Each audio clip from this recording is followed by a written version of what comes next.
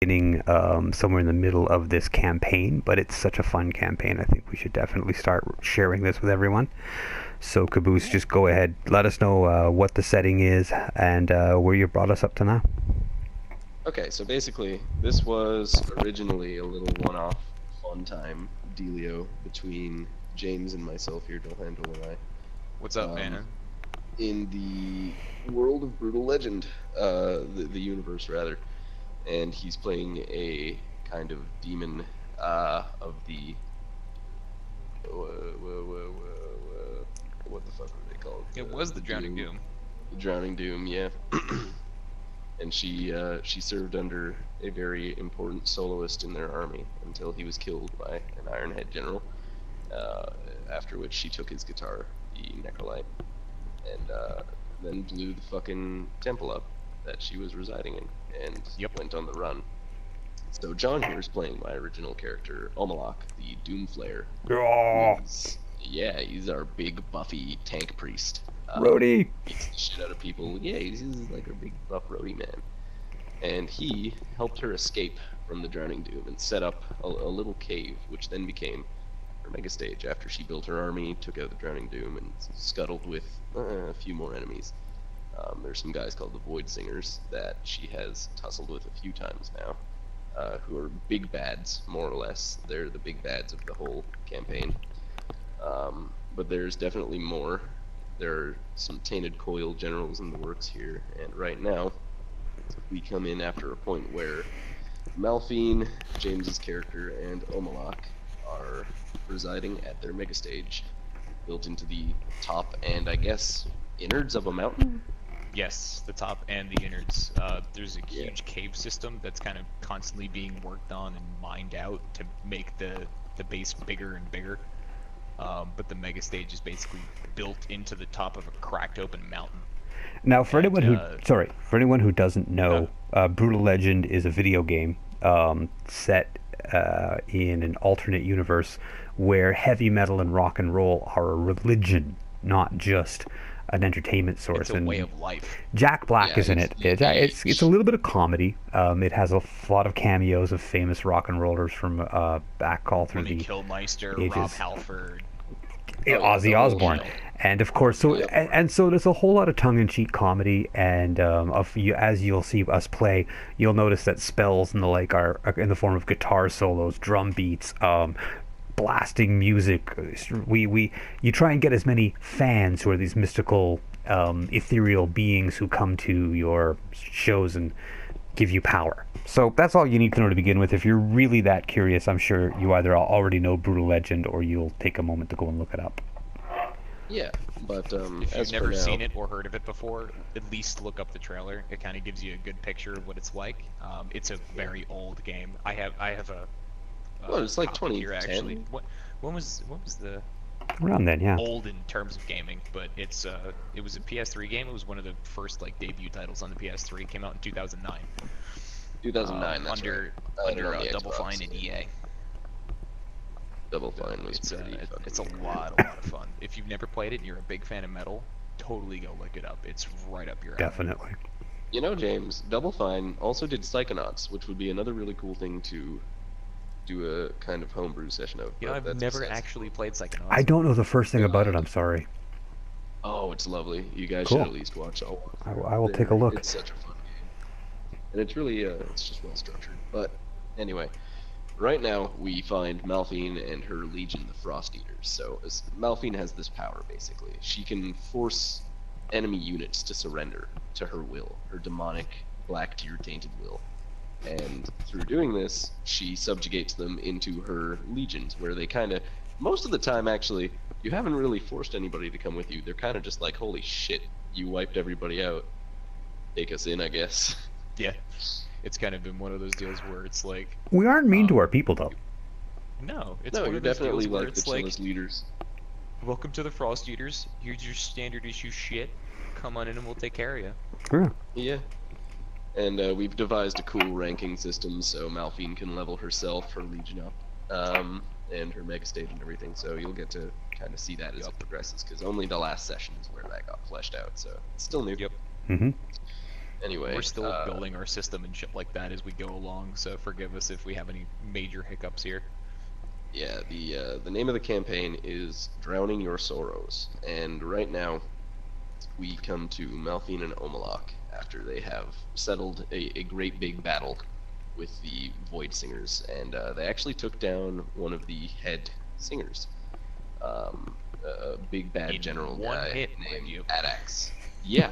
Okay. So special AD&D rule.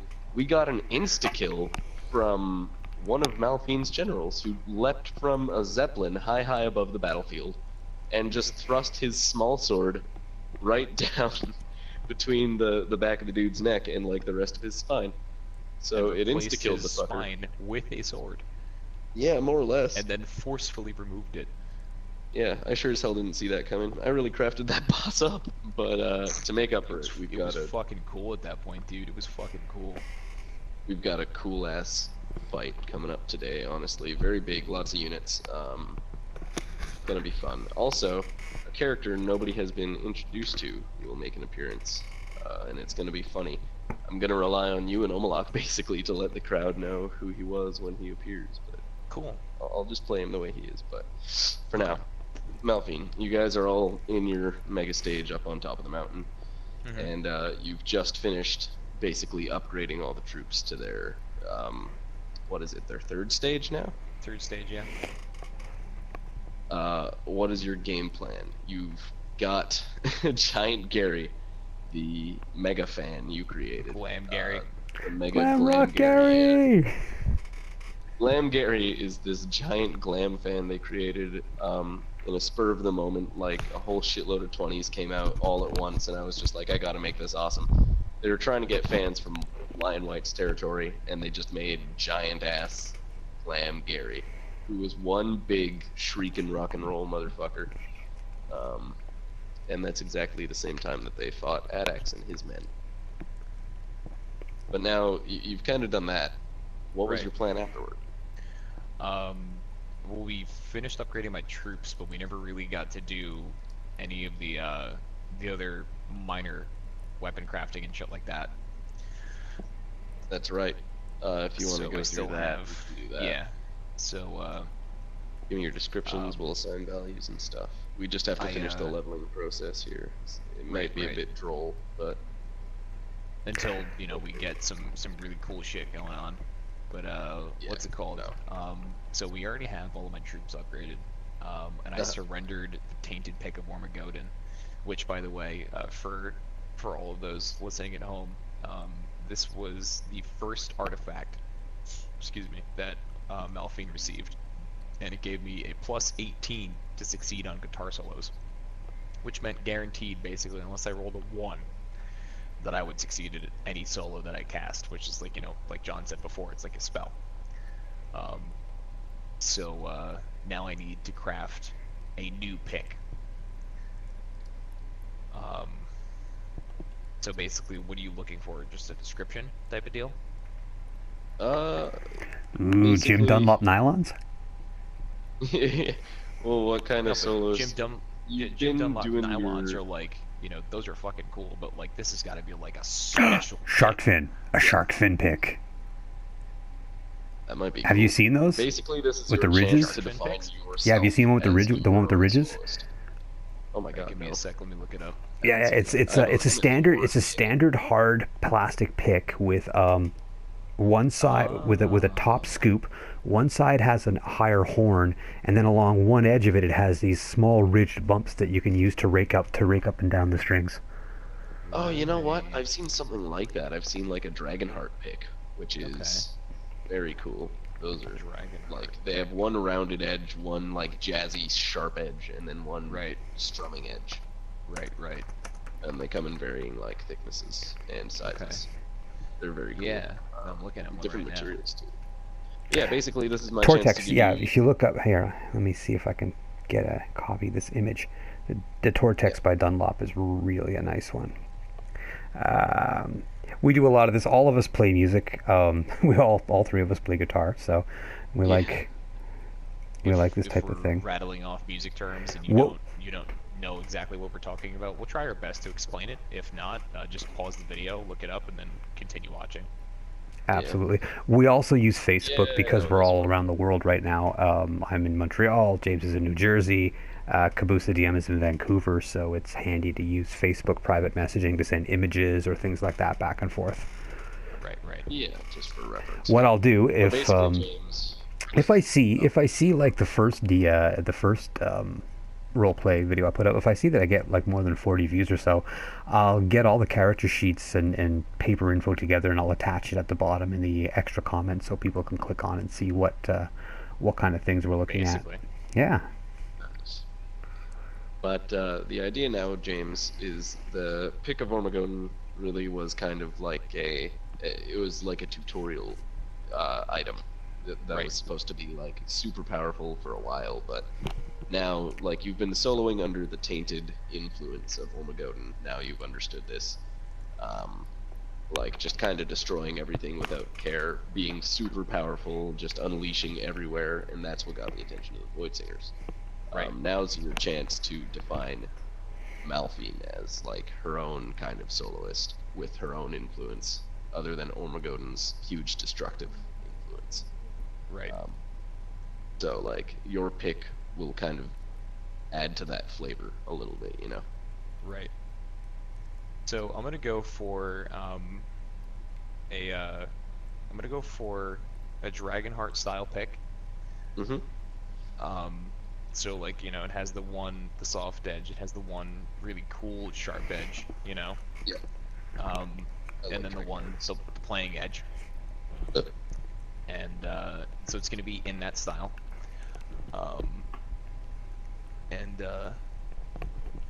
It's basically like anything else that's kind of like the Frosteaters. It's going to be comprised of permafrost and vines.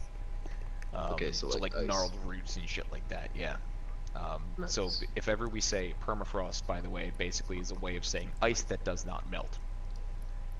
Yeah, it's crazy. Mhm. Ice. That's also what I think I'm going to do with as I build the spells for the Frosteaters and the idea is we're going to keep moving into that cold. All of our stage shows use a lot of dry ice and like fog machines, and all of our spells tend to work in like cold mists and that kind of thing. Right. Yeah, It's it's got like this very whole like atmospheric. aesthetic of Yeah. like blue, purple, black, and ice and vines. Even and gothic. Even my incense in that is cold by nature.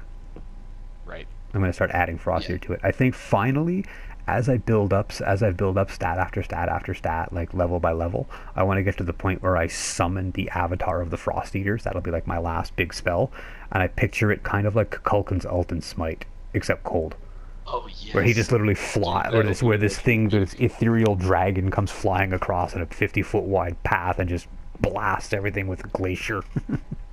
Oh Yeah, that yes, sounds I already right. see it. It's got like That sounds about right. gnarled kind of like longhorn Mhm. ram horns. Oh dude, that'll be cool. Yes, I agree, John. That is a good idea. I like Cool. it. But yeah, so the playing edge of this pick that's going to be used is going to be made out of permafrost, and then the part that she holds is going to be made out of roots and vines that kind of like the tainted pick of Ormagoden, kind of gently curl around her finger, so that this way, you know, she never drops it, type of deal. It's always on. It's either on her hand, like a little clip-on pick, Right, or like a it's going to thumb be pick. in her pick pouch underneath her trophies and shit like that she has on her belt. Okay, cool. Perfect. So basically, you stand there and in your hand you conjure up all of the permafrost and druidic rooty shit in a little ball, and then you crush it between your palms. And when you come back, sweeping away with your fingers just some of the finer dusted shit, you've got this almost crystalline permafrost and root tar pick. Nice. So the stats, it's going to give you +6 for all your solos, not +18. Right. And on succeeding, it will intensify effects because it was created by you. Okay, so +6 to solos. Intensifies successful effects. Cool. So one of the things that happens whenever I roll for a solo in the campaign for viewers at home is that like we'll roll for environment, right? And rolling for environment is basically to see what the world around us interacts with the music that I'm playing, solo that I'm playing, all of that type of stuff. So like if I play a solo, a lightning storm might happen. If I play another solo, an earthquake might happen. You know, a giant portal might shoot up out of the ground and burst water, you know, out of the ground and shit like that. Yeah, it's all environment effects that I kind of have scaled to a and theatrics. And in a game like this, theatrics are way more important than a lot of other things. Oh yeah. Yeah, this is definitely a homebrew, but it's kind of a system I've devised for big scale battles mixed with lots of fun roleplay, and kind of scaling dice rolls for a big open world, quote unquote. So this pick that I've crafted, I'm gonna call it the Frosteater pick. Frosteater pick, I like it. Yep.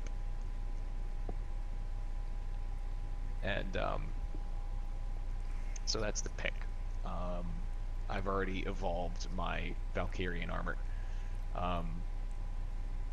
It looks Send me like everything you write down, by the way. yeah. No, it's most of the stuff is already stuff that you have. Yeah, I'm just modifying things and taking things out and putting them in. The biggest thing was the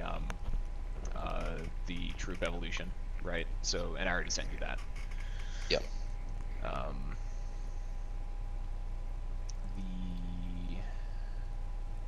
What else is there? Not really a whole hell of a lot besides that. Just crafting the pick and leveling up all my troops and shit like that. Okay, so at that Arvok or Arvek, I'm gonna rename him. Arvok. It's Arvok. Well, I don't want to use Arvok just because that's from fucking Skyrim. Arvok? What? Oh, yeah, the horse. That's horse. not where I pulled it from, but Oh no, I didn't figure, but it dawned on me. I was like, this name is familiar, and then I realized it's a Skyrim name, so I just changed it in my notes to Arvek. okay. It works. He's a hermity dude. He's got a weird name, but he kind of nods at you and motions out amongst your legions and mentions that like you've certainly grown in the course of just about a year now. It's been maybe like 6 months since you blew up that chapel that fateful day. And he takes you aside, tucks your pick away, and taps you on your shoulder, and he goes, "Listen, I know that you suspected the jungles and the lighthouse, and your suspicions were correct. Do not ask me how, but I've watched you for quite some time now, Malphine. They are building a great force with which to take you down, and you must put them down first. Oh, that was the idea. Of course it is, but it's not going to be easy. There's a reason I've made myself known to you, Malphine. You have power, but it shouldn't get to your head. These people will nullify you if they get the chance, and it will be the end of you, and all of the Frosteater Legion." So he just kind of like lifts his hand off your shoulder, and it's like a heavy old dude grasp, you know, like when your grandpa gives you a big old shoulder grab, Right. that kind of deal. And he points off down the mountain and toward the jungle, and just says to you that you better be on your way. So, you know, I would, but my Order of the Terminus is missing its captain, and I want to find him. I noticed that there was someone missing from among your ranks. A great warrior indeed he was.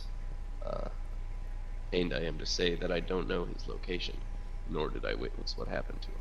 But if you wish to find him, we can try that, though I do suspect he's at the lighthouse. I could give us an idea of the direction he might be in. I've noticed something about the men and our relationship to them. Maybe I can show you something. Go for it. All right. So we go out to where all of our army are gathered, and I start swinging my big incense burner around. Not getting everybody baked, I'm just putting out this pale mist, and it's just swirling more and more deeper mist until your perception no longer sees the world that you're used to seeing, but sees everything from the spirit side, from what you can only perceive through the incense. And you notice that every single one of our soldiers has a little faint line of energy, cold energy, trailing from him to centralize. About every 10th soldier has all the rest feeding energy to him, and from him it's coming up to us. You don't notice it, you don't feel it, you wouldn't know it if I hadn't showed it to you. But there's definitely a connection. And then I call out to all the soldiers, hey, all of you, one of us is missing. A Frosteater, a brother. He's been taken. Keep him in your mind, keep him in your heart, keep him in your thoughts. Reach out for him. He is missing and we must find him. And we just start chanting, and you hear the drums start beating and the guitar start playing. And I'm sorry, Caboose, what was his name? I didn't write it down. Valdor. Valdor. Yes, Valdor's missing. I knew that. I was like And we all just start focusing on our lost brother Valdor and where he might be. He's one of us, one of our faith. Alright, so indeed, you all kind of like close your eyes and enter like this trance-like just music as the thurible swings around and creates this heavy spirit cloak of mist. And after just like completely spacing out, entering a timeless zone, all of your soldiers together in harmony like one hive mind, you open your eyes to see the image of Valdor before you. And he looks like this, suspended high in the air and comprised entirely of ethereal details of his armor. Do I get some sense of where he might be? I am cold. Colder than the Reaper's touch I'm used to. Brothers, the void grasps for my soul. We gotta stop the void grasping in his soul, because I know exactly what's gonna fucking happen if we don't change that. Yep. Reach out, brothers! So this is all you see. He looks tormented. He's sitting there, wreathed in this fire. You don't know if it's him or just this psychic image you conjured up of his being, more or less. I don't know if it'll work from this far away, and I don't know if it has a hope from just a vision, but I try to gather up all of the faith of every single one of us and direct it towards our brother Valdor. Channel all of it to him to keep him safe, to protect him for as long as we can while we come to him. You're channeling just the straight will of the all of that cold mist that you see coming from every single one of our soldiers, and I pull it and I channel it towards Valdor. The mist kind of wreaths him up around his head first, and then it spreads down throughout his body, and you just see him writhing and kind of like convulsing inward on himself in pain until the image disappears and your mists are sucked away with it. Cool. Well, that either worked or it didn't, but we need to go find him. Yes. I imagine he is that way. Your general. Arvek just kind of like was watching in the wings there as you guys performed this ritual. He is already succumbing to the taint. No, we don't give up anyone without a fight. Eldest. I believe you will fight, but be wary. If you get to him too late, I fear he will be a more formidable foe than you've ever known him to be. Then let's fucking go get him. Damn right. That's what I've been saying. So, who are you taking, Malphine? What is your force looking like right now? Yes. You're taking everybody, the whole army? Not the whole army, but like a lot of them. Okay. So let me give you exact Whatever numbers. moves the fastest. Send me your numbers on the Frosteater chat. Okay. And whatever moves the fastest. Plus, I think I can help. As many speakers as we can hook up, because we're going to blast Galloping Rhythm over every speaker, and we're going to go fast. Cool.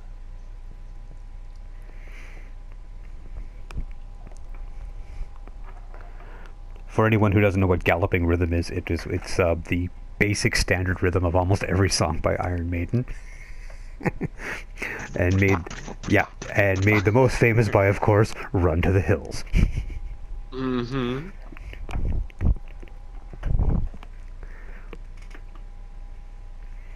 So if you want a mental image to conjure up, picture a giant army of imps and goblin-like guys and crazy heavy metal nut jobs all riding along on motorcycles and weird-looking hot rods, blasting Run to the Hills as loud as they can. Because it makes them go faster.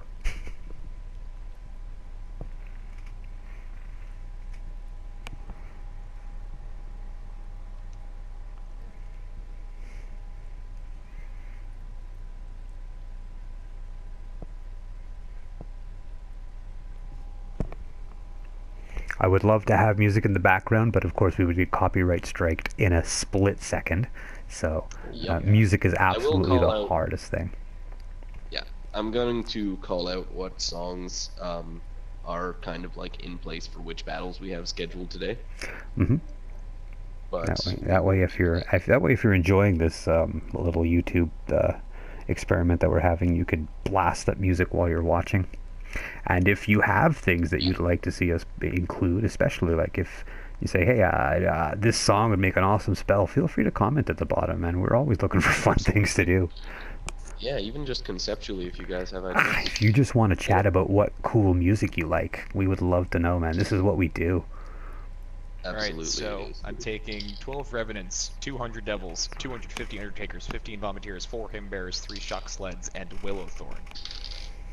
Okay. And that reminds me, actually, before we leave, Malphine walks over to the biggest thicket of the oldest trees, and she starts to strum a very odd Romani scale. Okay. And she begins to play Earth's Rally. So I'm making a new gnarled rally, one. hey? You're gonna make a new gnarled one, okay, hold on. Yes, I am. Every gnarled one, by nature, is going to be different, I've decided, James. Yes. That just makes sense. For each one, I've got different traits and different moves that they'll have, basically. Different passives and activated attacks. And so... Okay. If anyone out there wants to know what a gnarled one looks like, the current one we have, if you know the game Smite, look up Sylvanas. The big tree. Yeah, more or less. Or an Ent from Lord of the Rings, very similar. Wreathed in frost and purple flames. So a heavy metal Ent. Yeah, basically. Okay, so... Hold the phone here. What was I doing, James? Oh, right. Gnarled one. Rolling a new gnarled one. I rolled 2 that cocked, and then I rolled again, and it was 20. So... Okay. I'm just gonna concoct a really fucking cool gnarled one for you right now. Nice.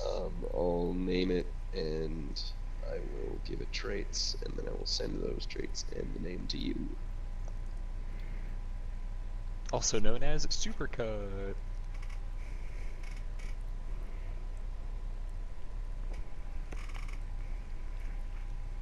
There's going to be a lot of what I like to call supercuts in making these videos, because there's a lot of points where we're not saying anything, we're just rolling stats and absolutely. making shit up. I won't edit too much because I think it's actually kind of important to realize that when you're doing not video games, but when you're doing role-playing games and stuff, there will be times when you don't have much to say. You just need to be patient, let the DM get his stuff together.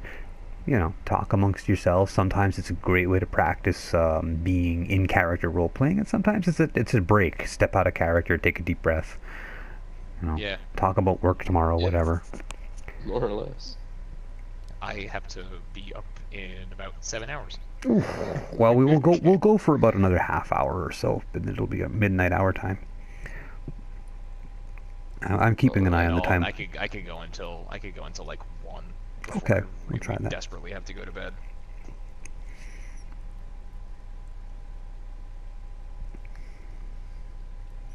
My job, I don't do a lot of hours, but it's very mentally tiring. Oh yeah, I bet it is. Yes. I can imagine so.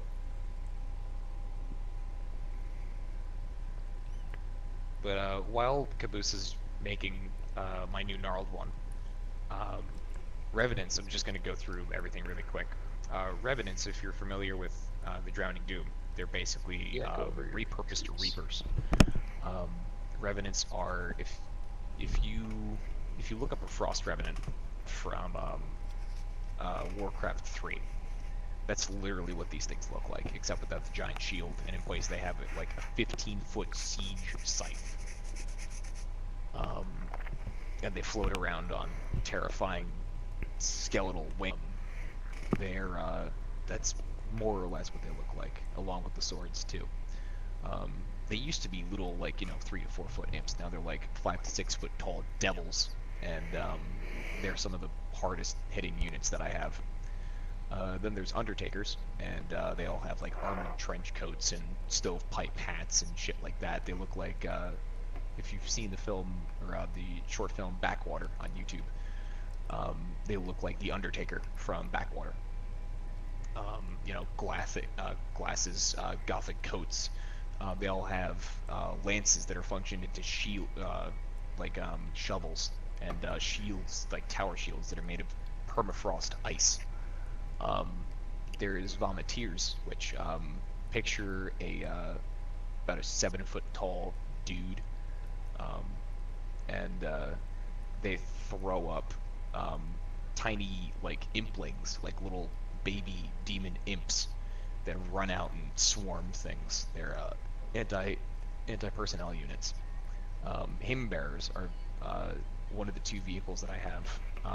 They're giant pickup trucks that have huge speakers on the back of them, and they just blast music out into the battlefield, and they heal my troops and they hurt anything that comes within range that's not allied to my troops. There's shock sleds, which are they look like, picture like a post-apocalyptic F1 car, with the driver being strapped into like an electrical chair bolted to the wheel, and they just like chain lightning around the battlefield. Every time I think about that, I remember the old game Carmageddon? Yes. You ever play that? The electro-pedestrian bastard ray? You would pick up. There's also Twister from like Twisted Metal. Yep. I just remember laughing my head off at the electro-pedestrian bastard ray. And then the last thing is the gnarled ones. They're like my anti-siege unit, and also they heal my troops in desperate times. But they're like, rage tanks, basically, is what it comes down to. If they get below a certain percentage of health, they just go all caps rage and hit anything that's not allied to me. They're pretty fucking brutal. There's very few times where I've had to break them out, but when I do break them out, it's horrifying. So that's the long and short of all the troops that I have. Very cool. Omalack rides around on a really cool custom bike with sort of a trike with a gunner on the back, with these firing a pair of pintle-mounted slug guns, and he generally just blasts out rhythms and beats, mostly musical spells in that way, buffs and debuffs, like any cleric in most role-playing games. You can heal allies, he can slow down or stun or stagger enemies, that kind of thing. You can rend open the earth in certain areas, and mostly it's about as I said, buffing, debuffing, or controlling the movement of allies and enemies. If he has to fight, he has his giant thurible, which is sort of a mace or a incense burner on the end of a long chain that burns, of course, the dankest of weed and causes choking mists and incense that buffs friendly units. It helps Malphine. It gives her a bonus to her solos and that sort of thing. And of course, smashing people with it could set them on fire and cause intense pain and stun them for a few rounds.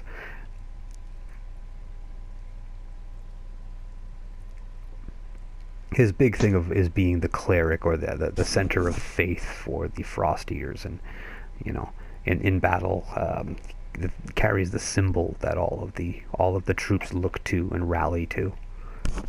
That leaves Malphine No. free to be a bit more of a badass on the battlefield and you know, take on enemies and higher level enemies. Mm-hmm. And Omalack is Malphine's second in command, her best friend that she's known since she was naught but like a wee babby satyr. Mm-hmm. Yep. And lifelong friend, and like, you know, advisor, ritual maker, fan summoner, blah blah blah blah blah. Yeah, I wish we'd started recording this earlier. I had a lot of fun writing those rituals to summon fans, but there will be others. Oh yes. Yeah, there's definitely gonna be. I think I'm going to start thinking about. I want to start thinking about death metal fans. Oh yeah, dude, That'd be that's fucking absolutely crazy. next on the list. But you have summoned in front of you Orkir, the Dreadroot, who extends a long, viney, gnarled, kind of lanky-looking appendage toward you as they bow their head. And do you have a name? I just told you, it's Orkir, the Dreadroot. Well, yeah, but he has to tell me. I am Orkir, the Dreadroot. I will consume your women, bring them to the earliest of grave. Sweet. Yeah, he's pretty cool. I was just like, what would be like a savage, almost assassin class ent? Yeah, absolutely. Roots and vines that you don't see coming. Yeah, that's its whole thing. So Orkir is this. It's not really a tree. It looks like several saplings and ivy and moss and this amalgamation of just like dead roots, really, all congealed with a core of permafrost. So you've created something out of actually like dead stuff with your necromancy Nice. power. So this is your only, I guess, undead ent as well. Sweet. Yeah. So, by the way, I'm sure you noticed that Caboose said necrodancy, not necromancy. In the world of Brutal Legend, it's called necrodancy, because you're a necrodancer. And, Is that it's right? the- I actually never knew the term. Yeah, it's necrodancer. Tight. So yeah, James Malphine is a very powerful necrodancer, being a demon and all. Oh, yeah. But Yep. yeah, I will let you two bestow your first like quote unquote level on Orkir because you have experience left over that you didn't really get to use after I did calculations. Okay. But you could give Orkir a tight level in any Cool. of your 4 categories. You want to explain that? Yeah, so there's 4 categories that I can level up my shit with. I call it the fourfold path. There's Frost, which is basically siege magic. Makes things tankier, Tanky heavy siege armored. magic, And a lot of powerful melee fighters will come out of that path. Very shamanic and druidic. There's demon magic, which makes battle mages and warlocks. Focuses on putting enchantments on magic and shit like that. And I pursued that if I want to further my necrodancy. There's black tier magic, which is just straight damage for like mage classes. Massive debuffs and shit like that. Then there's void, which is high class intelligent cluster magic. The more things do it, the better it is. So it's like kind of like hive magic, right? Yeah. If Think slivers if you yeah. played Magic the Gathering. Yep. So do I get to level them up to 3 or 2? What do I do? You get to level up to 3. Cool. All right, so I'm Yeah. gonna do 1 class in Frost. Okay. 1 class in Black Tier, and then let me actually look at his. Yeah, I'm gonna do 2 classes in Frost and 1 class in Black Tier.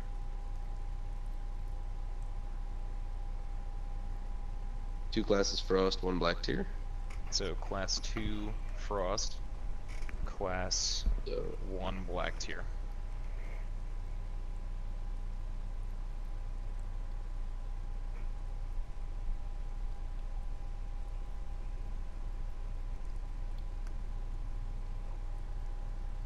So the poison damage is 1d4 frost damage for 5 turns on invasive species. Orkir's passive. Okay. So 1d4 Frost. Yep. Because you did, you said a demon class, right? No. Class 2 Frost, class 1 Black Tier.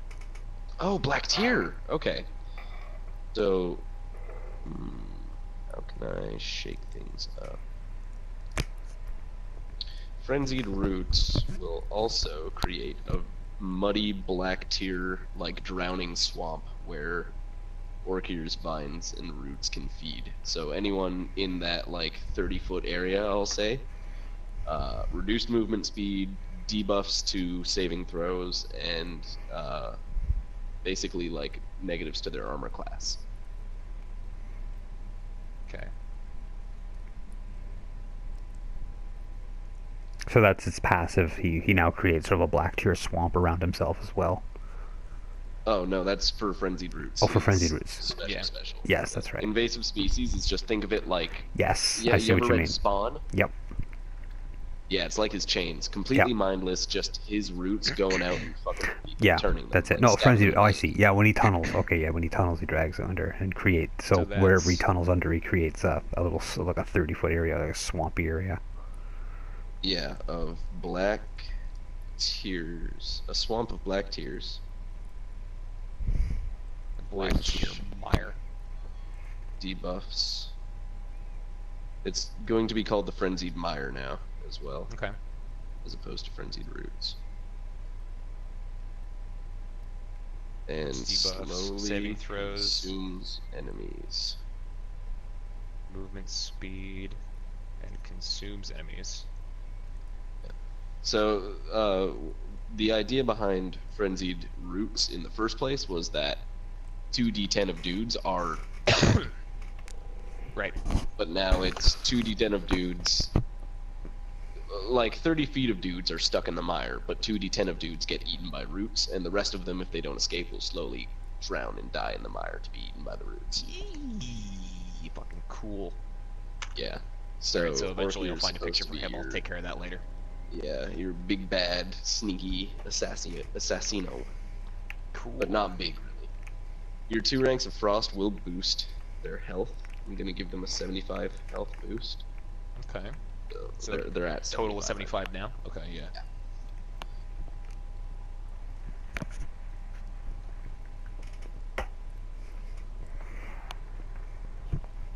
Oh, you know what? I just found a picture actually. I didn't even have to look that hard. Okay, send it over. Give me 1 sec here. Sure thing, bro.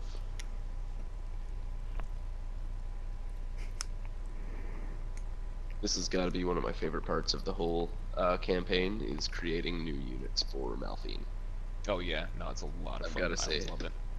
Guilty, unguilty pleasure is to create new units. Absolutely. Well, imagery is so Right, so- important, you know. It's if you can. That's Fort Gear when he finally loads in. Very important to have good imagery in That's your working. gaming. Ridiculously important. I like it. That's Sexy. perfect. Yeah, I thought that worked pretty well. Oh my god. That's perfect, dude. Right, I fucking love it. so Alright, pleased. so anyway, Okay. let's continue. So Orkir is now part of your group. Yes. Alright. So you guys kind of move across your bridge there, your recently constructed root bridge, at least you're going toward it. Mhm. And you find, And we are going Their backs- fast. We are yeah, you're blasting. going very fast. Well, we're blasting Galloping Rhythm, which gives a 25% movement speed buff. That's why I didn't even roll for any other enemies to be encountered, because you just kind of have come to the bridge now to cross over to the jungle. And you see 3 large but not huge, you'd say maybe like 15 feet tall, constructs, you can only say, that look like they're built of marble and strange architectural designs, really. And along with them are 3 blindfolded women with hoods.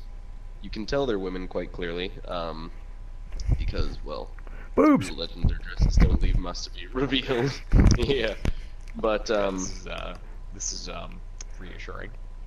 nonetheless, they're definitely monk or nun type women, but they don't look like demon nuns. What color are They their look like robes? void nuns. They are void robes. You can tell. Yeah, Just by looking at these big constructs, you're like, huh. So, But the three constructs seem to be swinging massive, like, picture like Sauron maces, but made of marble, at your roots. And one of them actually doesn't have a mace at all. I lied to you. He's just got his fists because he rolled low. Motherfucker, that's my bridge. Yeah, they're just smashing the Christity out of your bridge. That's my bridge. Well, yeah, you're right. But I like it. All right. Yeah, but I like it. Well, let's. But I like it. Well, I'm gonna fucking kill him. Damn right. Try and fucking kill my bridge. I want to try my new spell. Do it. I'm gonna use Shattering Symbol. Just right underneath one of these big marble things. Crash my cymbals as loud as I can. Ethereal cymbals, by the way. Omalack doesn't walk around with a drum set in front of him. Whenever he swings his mace-like drumsticks, these ethereal drums appear wherever he hits in front of him. And he smashes this giant gong-like cymbal, and the earth cracks open 30 feet long and 10 feet wide underneath one of these guys. Okay, so the dude with his fists is just pounding away. Pounding at the foot of this root bridge, and you crack off a segment of the bridge actually that he's on with your fissure here, and you completely like destructurize the bridge and send him toppling down. The bridge will grow back. The bridge will grow back, yeah, but 1, 2, you've actually just solved this whole encounter because I'm rolling incredibly high. I rolled 15, 16, 19, 20. So they all got fucked by that earthquake, and yeah. It's just a rent. It's just a rent about 10 feet deep that opens up. Well, yeah, but still They across fall this in. narrow bridge Yeah. over the sea. You've sent 3 Void Titans and 3 Singing Sisters of the Void to their deaths. Well, They were goodbye. minor Void Titans. I hope I said that. The shitty one with his fists only had like 16 health when he got summoned, so I was like, God damn. Beautiful. I You don't even get a beautiful. I weapon, just fishtail my bike up to the edge, lean over the rent, and flip him the bird. Nice. You see the Void Titan with his fists falling down into the fucking foamy sea abyss, and he just looks at you as he crumbles as he hits the water. Yeah, and I just flip him off. Well, goodbye. Nice. Beautiful. That was beautiful. Beautifully executed. That was... It's amazing what you can. Omalack. It's amazing what you can get done when you straight up don't give a shit. You guys will have to wait a while for the bridge to restructure itself. Let's set up a defensive James, perimeter. Yeah, you want to set up a defense and explore, try to find some kind of artifacts, maybe some strings or some Yeah, fan sure, why the geysers fuck around not? the area. Yeah, why the fuck not? I'm not gonna venture too far. I kind of want to keep the bridge in eye shot, but Yeah, you guys are just on the other side near the mountains leading into the desert, right? So right, yes. you can explore the mountainous coastal region if you do desire. All right, so let's Just tell see. me which Map. cardinal direction you're going, basically. There we go. Okay, so we're at the tail end of the bridge, right? And right at the bottom of the mountain. So I'm gonna head like south, still well within eye shot, just to like the beginning of like the foothills, basically, just to see if I can find anything. I'm basically just gonna split my forces, 3/4 to the bridge and 1/4 with me, just so that this way I have like a little, like nice little entourage with me to keep me safe. But you know, majority of my shit's on the bridge, making sure that they have it locked down. Right. Okay. So you walk off with, I'll just say, your new friend, Orkir. Oh yeah, definitely. I want to hang out with Orkir for a while. Yeah. Is Omalack staying behind? Yes, I'm gonna organize a defense. Perfect. So you head off with Orkir and like 30 demons, or devils, rather. Yeah, like 30 devils. That'll really be about it. Everyone else, I'm like maybe like 2 revenants. That'll be it. Yeah, 2 revs, 30 devils. Small elite force. And Orkir, very good. Okay, so you guys travel along. Fortunately, there are no enemies. There's just these foothills in front of you here. And the nice kind of shoreline. Not really a beach. It's dirt and rock and moss and clumps of grass you can see spouting out in the kind of dry, barren area, but it's still nice. The sea kind of laps up at it, and you can have yourself a nice little moment here and just observe the scenery. But as you're doing this, you notice a strange bubbling in the water, a little ways ahead of you. A faint glowing green bubbling. Orchid, do you see that? In the Black Sea. Mars. Do you know what the fuck that is?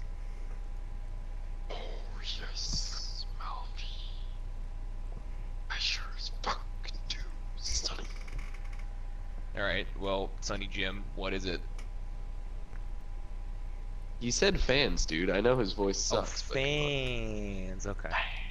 But yeah. So I'm just gonna come up with a new voice from. Oh boy, there are fans in the ocean, Malphine. Sounds like fucking Kermit. Yeah, I was about to say, hey, it's Kermit the Tree. Hey, Kermit the Tree here. It's not easy. You just to kind of. read. Literally. Here's something cool you're about to witness about Orchid, right? So he digs down into the dirt. You notice, Right. He's already got a plan in mind. He sees this fan geyser clearly submerged, and he tunnels down. And he actually, you don't know what's going on, but you see the bubbles kind of like lessen and then altogether stop, and then the hole that he was in becomes the new channel for this fan geyser because he blocked off the entrance. You notice now So he as the altered fans the gush up. That's fucking cool. Yeah, so the He fans are now altered the gushing up path. for you. Cool. Alright, so I'm gonna summon my Pentacle Druidic style merch stand from a bunch of trees that weave into one big, merch stand tree. Like a pentacle And, tower of trees. Yeah.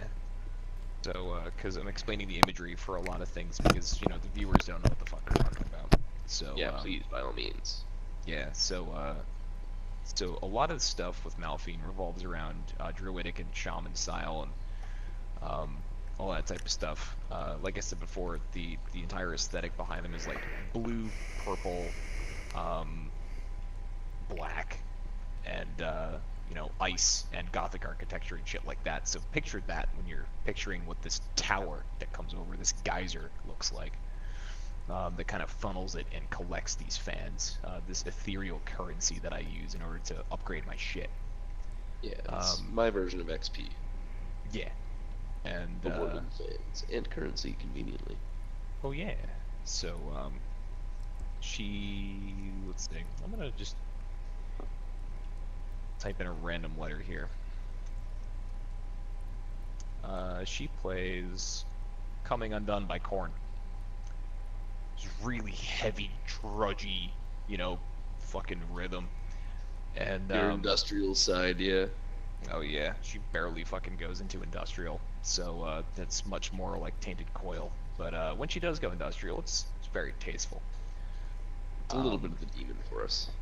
Yeah, so she starts playing Coming Undone, just a fucking drudgy rhythm, right? And the devils are just sitting there stomping and clapping their swords against each other to make up the percussion. Yes. They're And, just having a great old time. Oh yeah. And then just kind of showing off to Orc here what the Frosteater Legion is all about. So I'm gonna roll for my solo here. Oh, you haven't even rolled yet. Let me wait on my roll.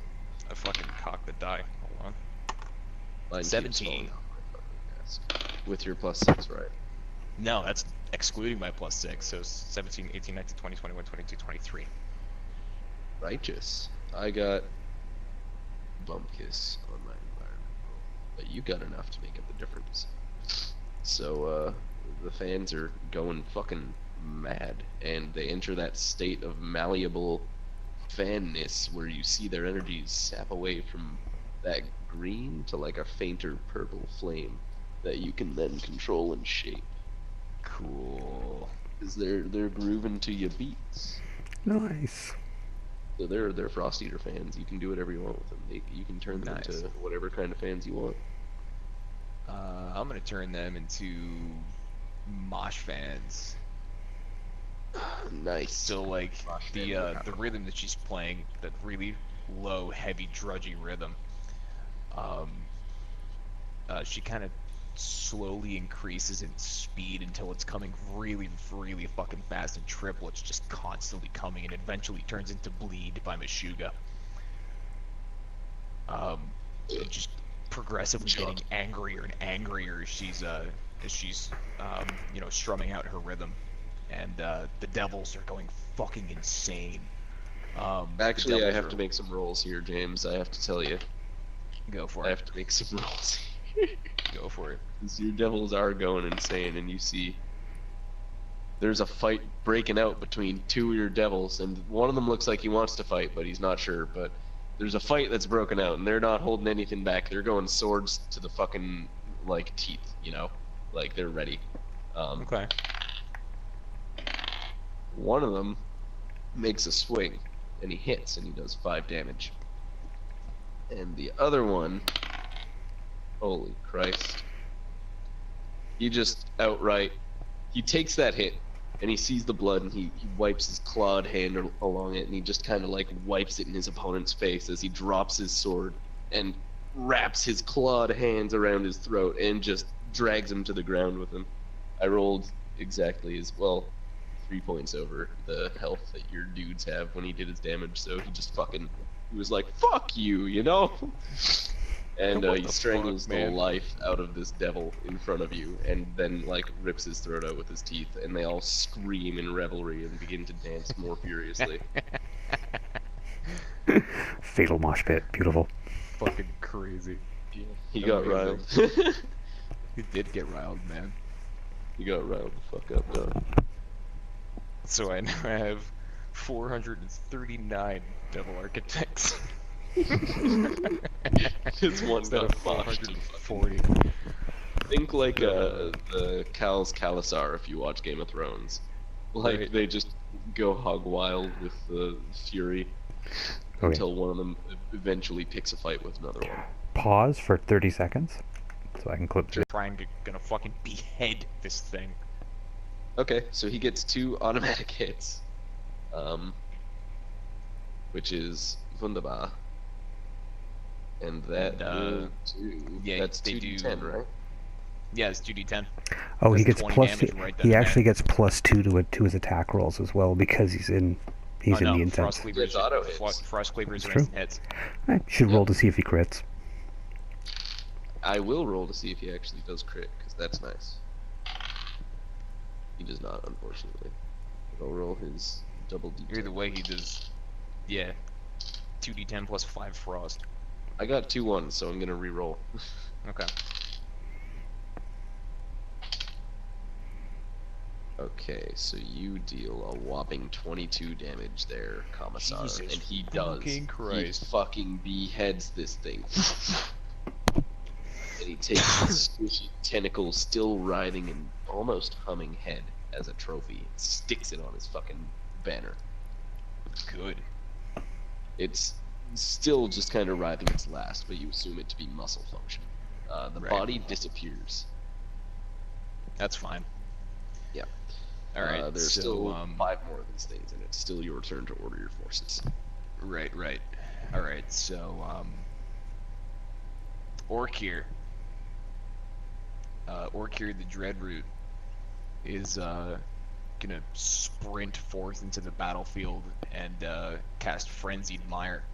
And try and pull as many of these fuckers down with him as he possibly can. Well, they're up in the trees, but he does have his vines. So yeah, so he'll then pull let's the do, motherfuckers down. Actually, hold on. Let's do... No, that Yeah, can work. no, 'cause- let's do blood feeding in that case then. You want a blood feed? Yeah, we'll do blood feeding. Okay. 1d10. Okay, so he hits 2 fellas. And how much damage does he? 1d8 take? Yeah. I know, but I'm just rolling. That one takes 6. That one takes cocked. That one takes 6. So they both take 6 plus like 4 frost damage. So altogether 10. Nice. And he's in melee range of a few of them. So passive. I'm gonna passive for him. Yeah, Oh, invasive what else? species. 1d4 frost of Did my units within D4 melee go? distance. If anything, I got a d4. Do you want me to roll it? Alright, go ahead. Alright. 4. Alright, so 4 of the things are taking 1d4 frost damage for the next 5 turns, and they have been turned. Alright, so before that happens, for theatrics' sake, Malphine starts playing Hag by OTEP. She just fucking starts wrenching out this horrifying beat. And you get a +3 from top warding of her incense lungs. because you're standing close enough. Cool. Yeah, and you are. Screams the top of her lungs, just the lyrics out for Hag. Wow, okay. I rolled pretty high for my environment, so... the ones that did turn are taken over by the ravenous, like, just hate and fury of the Frosteater Legion, and they go to their one other brother who's up in the trees and survived. And you just see their tentacles, like, surround him, and they drag off, like, segments of his body after fucking tearing him apart into their weird, like, disappearing void pockets. And, Nice. you don't see anything after that. It seems the battle's Cool. just kind of done. You assume they went and took their buddies and fed and died in their voids. Cool. So they just Yeah. offed themselves in their little void pockets. They Is, kind of just died to the frost poisoning. Is Commissar Skullfuck injured? He is actually. Their tentacles do an interesting thing. So let me see. Wow. Oh god. James, I'm not fucking you. It was on a 3 and literally motionless, and I was like, wow, okay. He was just too dumb for it to do anything. But then it rolled to a 19. No, you gotta be fucking kidding me.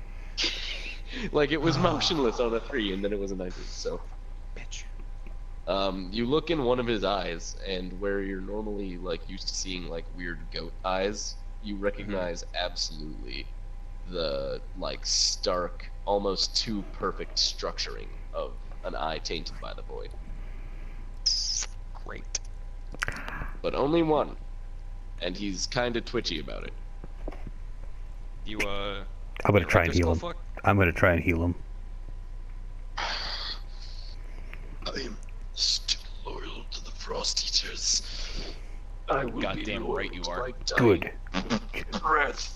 Good, then your faith will make you well. And I slap my hands on the side of his head and channel all the good vibes and good energy of his brothers into his skull. This can actually come out in your guys' favor here. Oh, I rolled a 20. So burn that void fucking walker bullshit right out of his head. Well, no, even better, dude. You can't quite burn the void taint out of his head. What the tentacles do is, are you familiar, John, with snatchers in D&D? Mm-hmm. They might have a different name, but they do a touch poison. Yeah. That slowly drives their victims to madness, even if they don't get killed and eaten by the snatcher. Basically, what you can infer now is that, without a doubt, Valdor was probably taken, if not by one of these, by several of these things. Oh, great. And he's being tormented by the Void Singers, and they're trying to turn him, and possibly they've been successful in it. And these things were half successful in turning Commissar Skullfuck here, in the sense that they're chaotic, and void influence, really, has seeped into his mind. But because he's a crazy demon, I'm gonna do a special something for you, because I also rolled a fucking 20 on my Ravnica dice here. He's gonna just roll with it. 8 on the D8, yeah. He doesn't give a shit, and he gains 2 void powers. Well, let me just... These are his new... This is your This, folks, is why theatrics is important in roleplay. Instead of looking at my abilities, so fun. instead of looking at my my God, abilities, this I game just is fun. went with it. Lord alive! This game is just fun. I love this game. This game's I love fucking playing great. this game. This game's fucking great. It's not so serious, it's homebrew as fuck, but his void powers are now as such. So, how much does the regular standard radiate, John? Let me see. I don't know if we necessarily gave too much It doesn't thought matter. to that. His, But, his alone is enough for the entire first legion of the Frosteater. well, there you go. his Here we void go. energy now basically like What we said seen was infinite. any soldier of the Frosteaters gains resistance to enemy magic or supernatural effects while they're under the aura of the emblem. So usually they have to be able to see Yeah. it, right? And there's like You have one to be soldier close in to 10 carries one, so everyone can be close to one.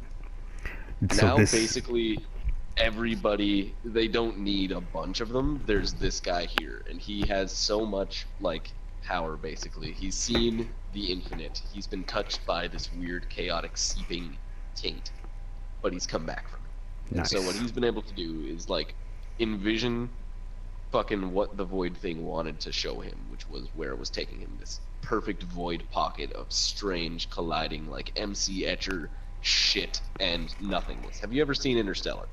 yes, Yes. The absolutely. crazy weird part Yep. where he's looking back on everything in his life. It's like that.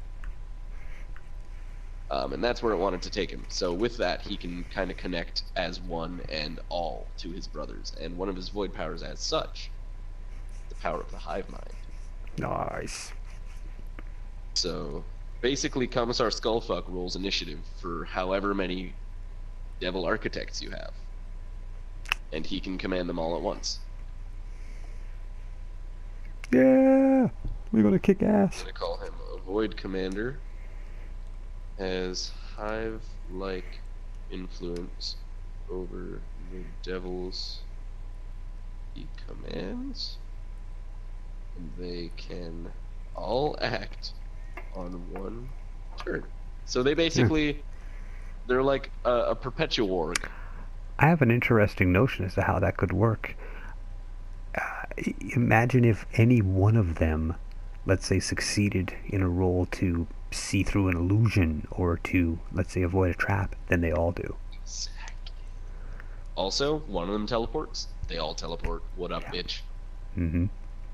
An entire legion of 439 demons teleporting at once at their Mhm. just like you see an entire legion just vanish.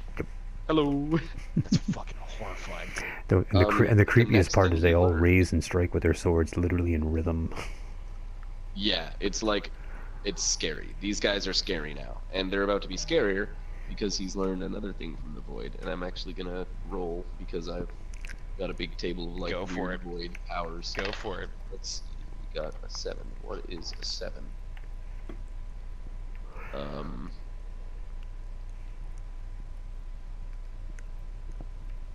Okay. So he came back with the understanding of a chant. Just part of a chant, but a chant nonetheless.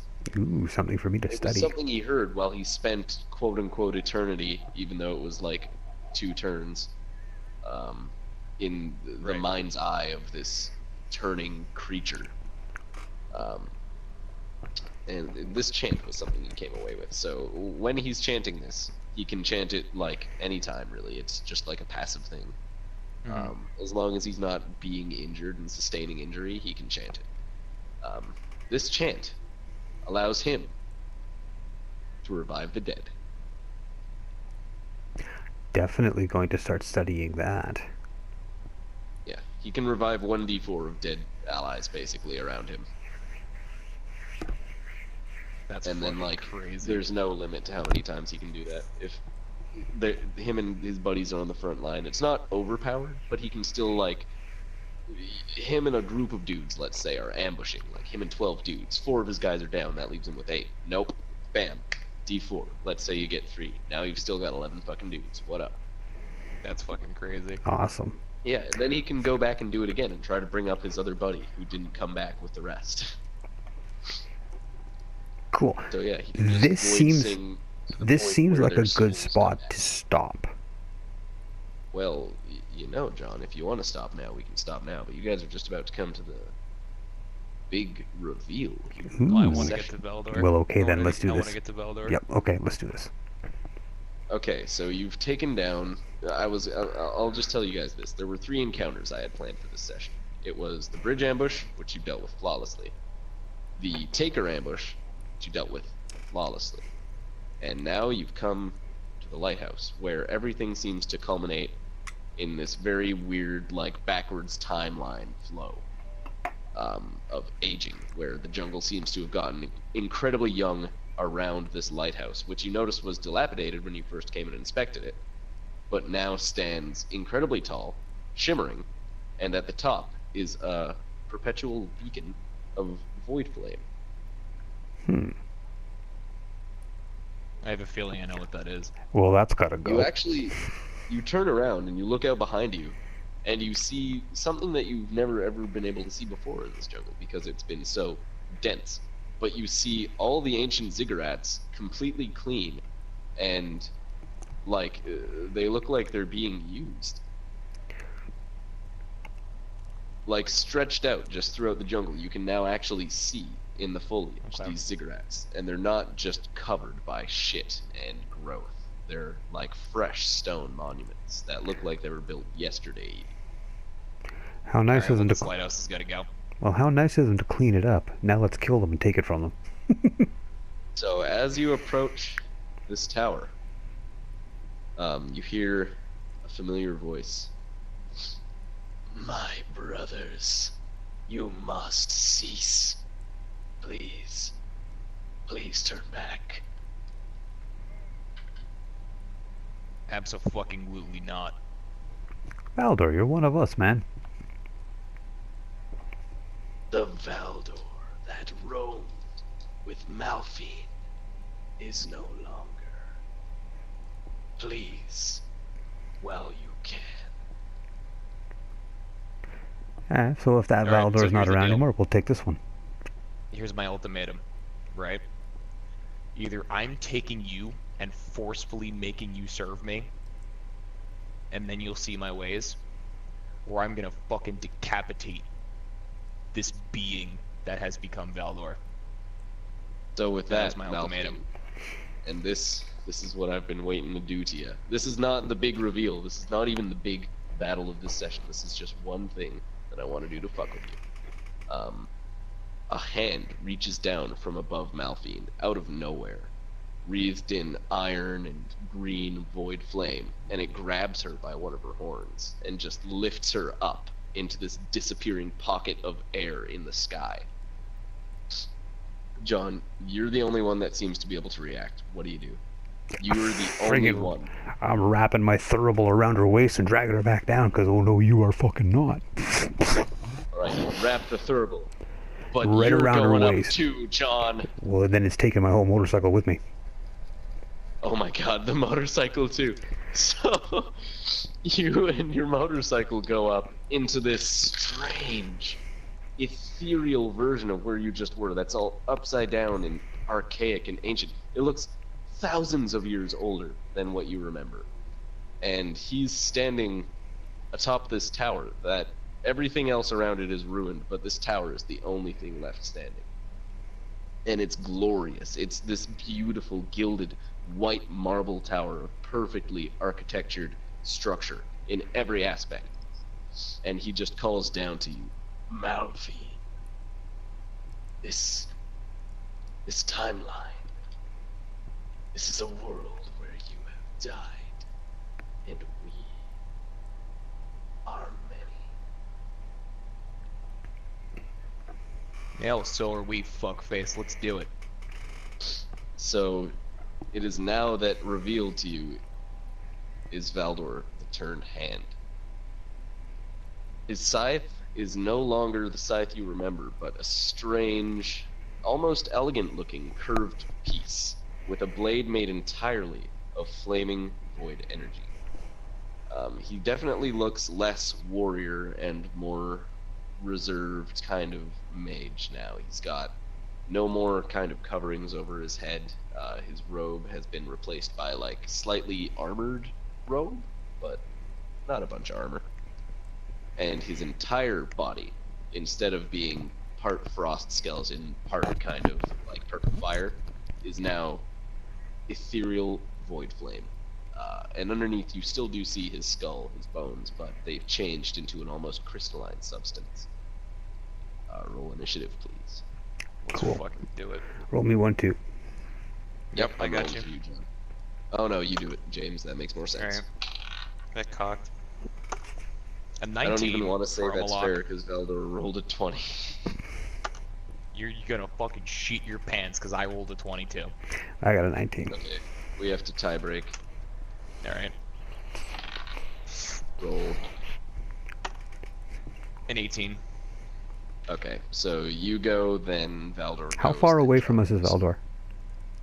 Valdor is at the top of this tower floating. Okay. With no wings anymore. He's just floating. Okay, so he's a good on, distance like, away. a precipice of void flame that hovers beneath his feet.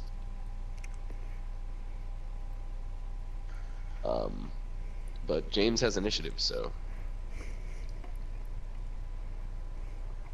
So, Malphine does something very unexpected, and her wings from her back unfurl, and there's crystalline structure cracking, and roots popping, and leaves, like, kind of rustling, as this entire huge, grand set of gnarled, old-looking wings pops out of her back, and wreath themselves in blue flame. And she unsheathes Gashadokuro, casts the Sacrament and Arctis on, casts the Sacrament and Minehurst Brent on her blade, so it reaches farther, and the black tear water that shoots out from it whenever she swings ignites on fire.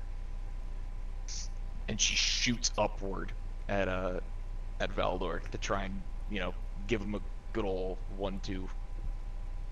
Alright, on this turn you can cover so much distance in your wings, but like you can only cover up to about like 3/4 of the top of the tower. But don't worry about it, because on Valdor's turn he floats down on his weird burning disc to meet you. Now you two are gonna do battle, and because he like flew down specifically to meet you, I'll let you have your attack that you've been waiting to pull out on him. Alright. So I guess you're gonna swing with Gashadokuro. Yeah. And then She you do 1d8 Kuroku? permafrost for a max combo of 3 basic attacks. Okay, are you gonna cut your 3 attacks out? Yep. Make your rolls. Okay, so this is for attack roll. You also have now your Black Ice Shield, which is your new passive. So floating shards of black ice absorb 4 successful hits from any source for you. You also have the spell Black Ice Spear, I'd like to remind you. Right.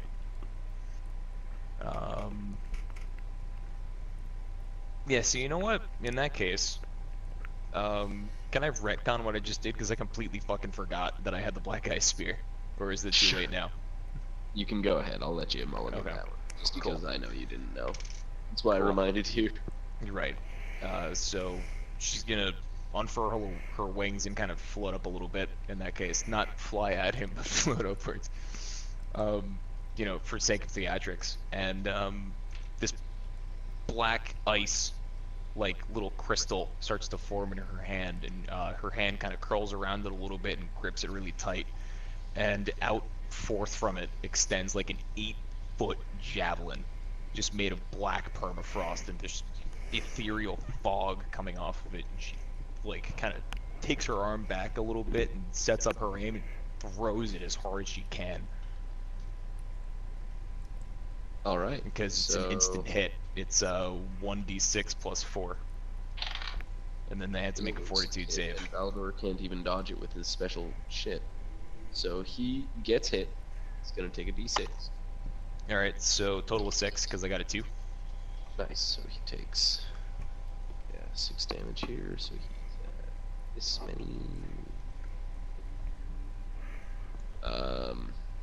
And then let's see about his fortitude here. He's okay. Okay. So he's up in the air, and the spear hits him in the shoulder, and it just kind of melts as it hits him. But it's still, like, you see it penetrate his body, like the void flame. It melts after it's inside him, so he clearly takes a hit. Now on his turn, he responds by using one of his abilities called, well, let's see. He rushes up to you on his little disc of void flame, and like just a wee bit in front and almost like underneath you and above you, he swings his scythe up in this convex arc, and from that arc, one of these pockets, you can infer, kind of has appeared as void flame spews out right in front of you in a 15-meter cone. And you are in the radius here, so you're going to get burned. Not if my black eye shield has anything to say about it. Well, that's exactly what I'm going to roll for here, because Void Cleansing, if you're in the cone, like, deep, which you are, he kind of, like, it's meant to take out multiple enemies, but if just one guy is in the cone, it's hard to not be in there deep. Right, right. So I'm just going to see, like, how many, like, buffets of flame you sustain here. Go for it. So let's just roll it. Let's do it. Exactly 4 buffets kind of like come out before you're able. I rolled on a d8, so it was like kind of 50-50 chance of either good shit or bad shit. Cool. So literally it's just like 4 waves of void flame before you duck out of there and the hole closes up. And your black ice shield is nullified. It's just consumed by the void fire, but instead of you getting fucked up by it, it was the shield. Right. So it's so good they got. Yeah, so now it's Omalack's turn. You see this aerial fight going on. Fuck yeah, right above my head, and Omalack dumps his entire stash of his dankest weed into his gas tank, jams on the front brake, and hammers the gas and just blasts drowning mist out of the pipes right up into the middle of their fight. So, so caught in this massive cloud of drowning mist from all the sacred herbs in my thurible, all enemies are -4 to all rolls, and they take 1d4 choking damage from the freezing hands of mist clutching at them for 3 rounds. And while she's in there, Malphine gains +2 to all attack rolls and +6 to all solo attempts. Yes, she does. So she's got a total of +12 now. 12 to Yeah. solos. And Malphine roll for damage, basically 1d4 choking damage on him every round for 3 rounds. Cool. Yeah.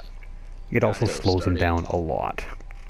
Right. Yeah, starting now on your turn, do the Cool. choking damage. All right, so she's gonna kind of go to the very edge of this little pocket here that Omalack has so graciously created, and I'm gonna roll for the d4 damage really quick on Veldor. It's a 4. So yeah, he chokes for 4 damage. Even though he is ethereal, he's still... This mist is just as ethereal as he is. The choking hands of the Frosteaters. All right, so then he's gonna play. Where is it? Hold on.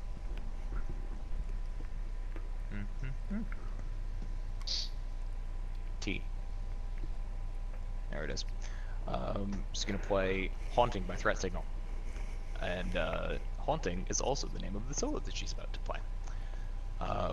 Haunting casts fear into the souls of enemies of the Frosteaters by summoning a horde of 100 ghosts to the battlefield, turning a percentage away from the battle and making others join the Frosteaters in awe of her power. So you can gain a little bit of insight as to what this would do in a normal battle. But for Haunting now, she's trying to call Veldor back to the way of the Frosteater by using this beautiful harmonic solo at the end, this outro that Haunting has.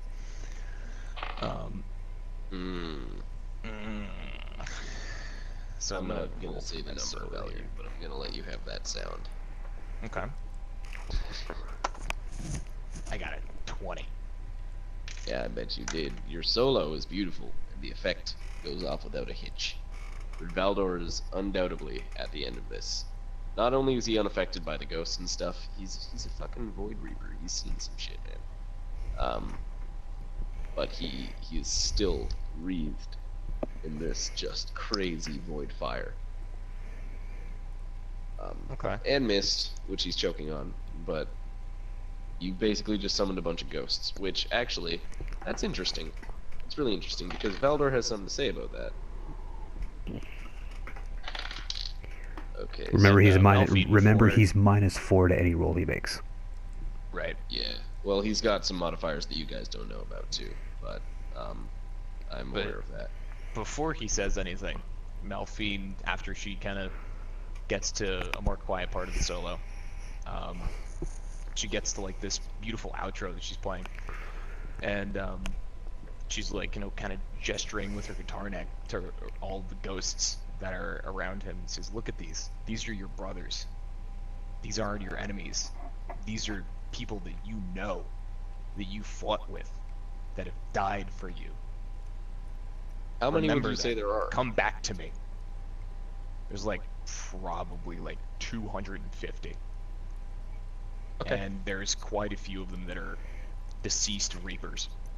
Yeah, so on Velder's turn here, he looks at you, and the flames actually, I'm glad you added that, because the flames, they start to die out a little bit, and you see just skeleton before the flames surround every ghost that you've just summoned.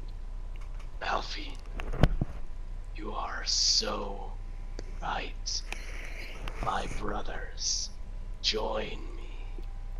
I told you to run, but Malphine has delivered you to me. I'm gonna fucking shoot. And now it's my turn. Why would you summon ghosts? And now it's Why my would turn. you summon? It's actually, no, it is Velder's turn. Oh, Because okay, he's that's just what doing it his is. thing. He's turning these ghosts. And yeah, he has 250 ghost friends. The percentile die was just like 100%. Yeah, every ghost was like, yeah, we're Velder's buddies. You're right, Malphine. You make a good point. They were like a Meeseeks in this instance, where one way just couldn't work. They could not turn Valdor back. So they were just like, well, if you can't beat him. And now, yeah, there's a bunch of ghosts, and you're scared of them, James.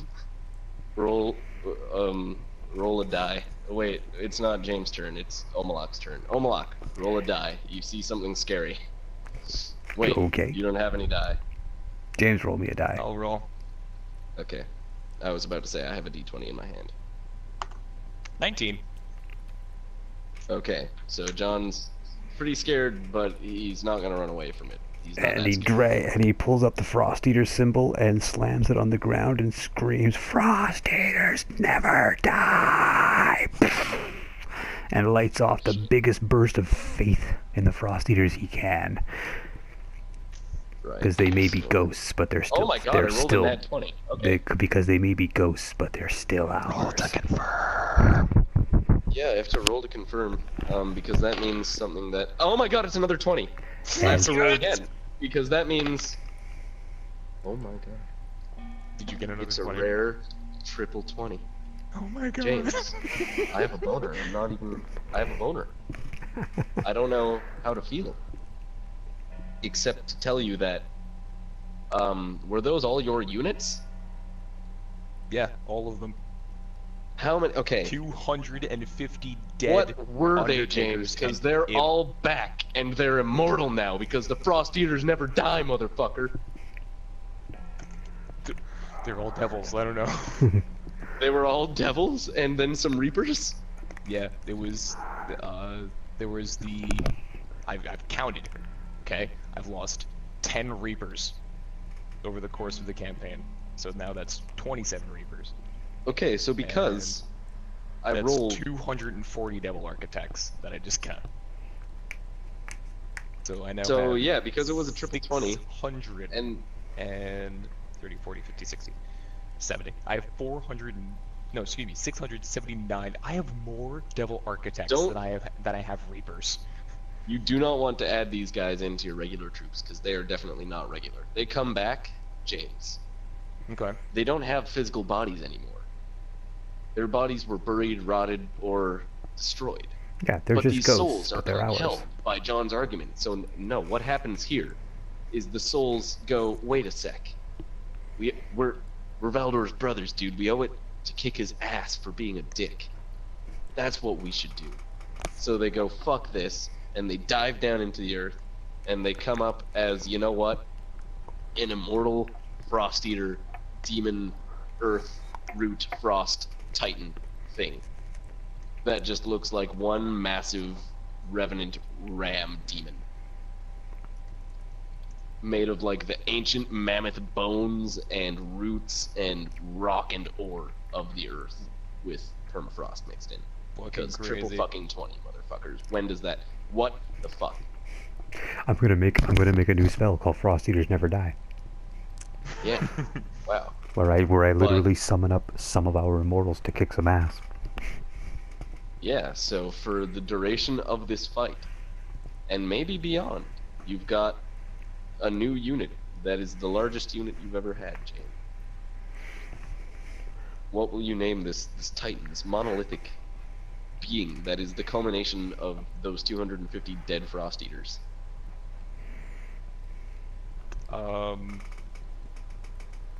Black Ram Titans.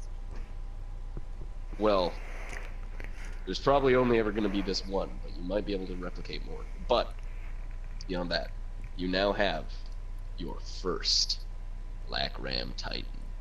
That's what I'll call it. Yeah, okay. I'll call it Frosteaters Never Die, and it summons a Black Ram Titan based on how well I roll. It depends on how big it is. So these aren't perma units, but you can summon them any round of combat, basically. And they can, like, one of them can come to your aid as, like, a shock troop. Right. If you guys, the payoff here, I'm gonna say, you have to have had some, like, deaths recently, and 250 souls sounds like just enough to be, like, the bare minimum souls for a summoning of a Black Ram Titan. Because it is necrodantic. Right. But if you guys have at least 250 dead after any given campaign, or during any given campaign, you can summon a Black Ram Titan. You can use these guys' souls one more time on the field of battle, and that's exactly what's happening now. So, James, it's your turn, and instead of your turn, I'd like you to basically become one with the Black Ram Titan. So Malphine, as you're sees playing this your solo, you're whole literally thing like going on. engulfed by Yeah. it as it's summoned up, because you are the root of its, like, you and Omalack are the root of its power. Okay. So you are now part of the Black Ram Titan, basically.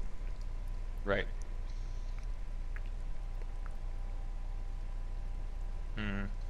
Triple 20, motherfucker! Oh, I can't fucking believe that shit. That's unreal. Make me a move list, dude. What does the Black Ram Titan do? Okay, so, Give me some move descriptions, and if you want to get into detail with them, like, detail the shit out of them. You can be like, don't be afraid to be too powerful, but you know the limits. right. But this is definitely a powerful fucking character, so by all means, go. If I had to Right. think of something right away, I would say that it reaches out with tendrils of like soul energy to a certain number of enemies, attaches to them, and then when it disappears at the end of the round, it drags their souls off with it. Oh yeah, so it can kind of use that for the next recharge. Yeah. So you get a little bit of a rebate on your soul usage. I like that. Basically, That it's can be going. one of its passives. I Once look it's I about look to at be I unsummoned. look at it this way: it shows up. It's on. These souls show up as one single being, and they're on their way off to Valhalla, and they choose a bunch of enemies to take with them, Yeah, basically. based on some So sort at of the roll. end of the, like, combat, when this thing is about to be unsummoned, it will take Yeah, basically just and like a we percentage we of could enemies. determine the amount of rounds it lasts by some sort of a roll or whatever. Yeah, well, okay, here's the thing. I'll roll a d10 anytime you summon one. Bingo. And depending on what I get, that's how many rounds you've summoned it for. Cool. So for this, you've got 5 rounds of Black Ram Titan. Nice. Right. And on the 5th round, it will attach to a certain number of enemies and drag their souls to Valhalla with it. Yes, thus being the only one here, Valdor. So James, it's your turn. That's his passive, I'm gonna say. It's just like I'm gonna Martyr. call that Masses of a Dying Breed. Yeah. It's like Martyr from World at War. When you died, you dropped like grenades and shit. Hopefully Breaking we're back. news. Hopefully we're back. Welcome to part 3, everyone. This is not even the end. This will all be one Still video little- anyway. Yeah, Right. this just will all gonna be clip it. one video, I guess. But part 3, anyway, of Drowning Your Sorrows. We find ourselves at a crossroads here, where Omalack himself has become tainted by the void. Okay. an unprecedented and turn the of logic events. of here. Let me run through this again. So the logic Omalack's is, soul. Omalack's is own shielded soul. by the faith of the Frosteaters. yes, he has His soul taken is into his untouchable. body another soul. He has 2 spirits residing in him. The spirit of the void-tainted Valdor, which is taking over his physical body, and then Omalack's deep shielded soul that is completely wreathed by the faith of the Frosteaters. He created this faith. Omalack is the Fate. He is the priest. He is completely walled off from its touch, its taint, on that regard. But still, his mind, his physical body, are being taken over by Valdor's influence. It's like the wolves inside your body. You can feed the bad wolf or you can feed the good wolf, right? It's a metaphor. Now John literally has the bad wolf and the good wolf. And the bad wolf is taking over the physical John, the physical Omalack. His soul still resides, untouched, inside. But to a lesser degree, his personality, things that he does, will start to become tainted by the void, basically. But his pure soul resides still. Okay. John has just fucked with some very serious magic. Okay, so I think I know what I'm gonna do in that case. Well, I mean, there's only a few things you really can do right now. This is fucked. So, as the Black Ram is starting to dissolve, right, Malphine kind of falls out in a little crumpled heap and picks herself up as quickly as she can and runs over to Omalack while this thing is still dissolving and she still has like a few seconds to talk.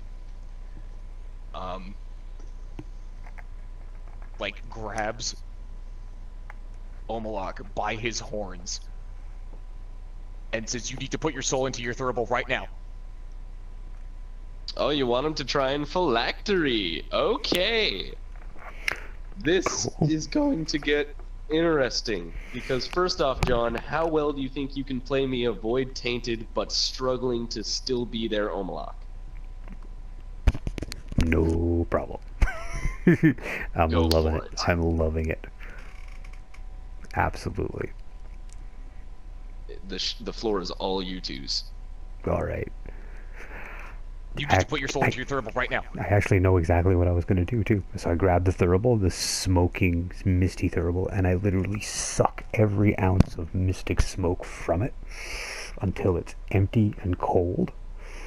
For the first time in possibly centuries. Yeah, it's empty and it's cold, and you literally see this misty, frosty smoke starting to curl from his ears, starting to leach out of his pores as he's trying to hold it in. And then he breathes it back out into the thurible, into this ball of pure permafrost inside. And his soul goes out with it, and it's glowing. I have rolled the roll to decide truthfully the fate of Omalack here. You guys want to know what I rolled? Absolutely. Yes and no. Omalack the Lich, I love it. This is the fate of Omalack the Lich, as I have rolled a 20, James. Omalack the Roadie becomes Omalack Omalack the Lich.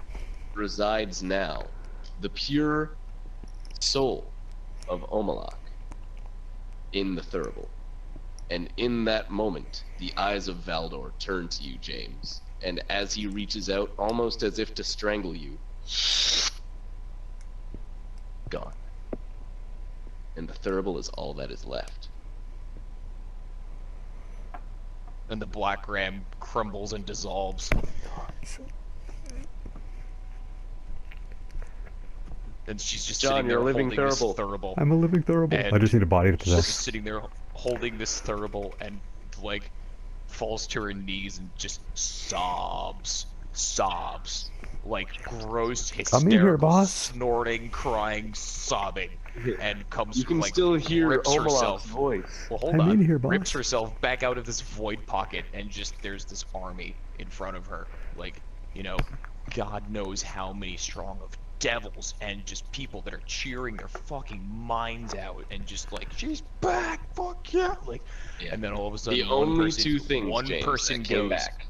one person goes, wait, and then everyone just kind of stops, and they realize Before the you. gravity of what the fuck happened. Because as you fall from the void portal, the cold, lifeless, armored skeleton of Valdor falls next to you, with the thurible still in your hands.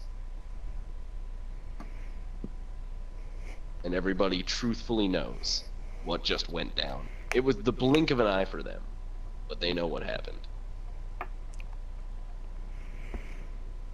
They felt And it. she's just sitting there like, yeah, gross, hysterical sobbing.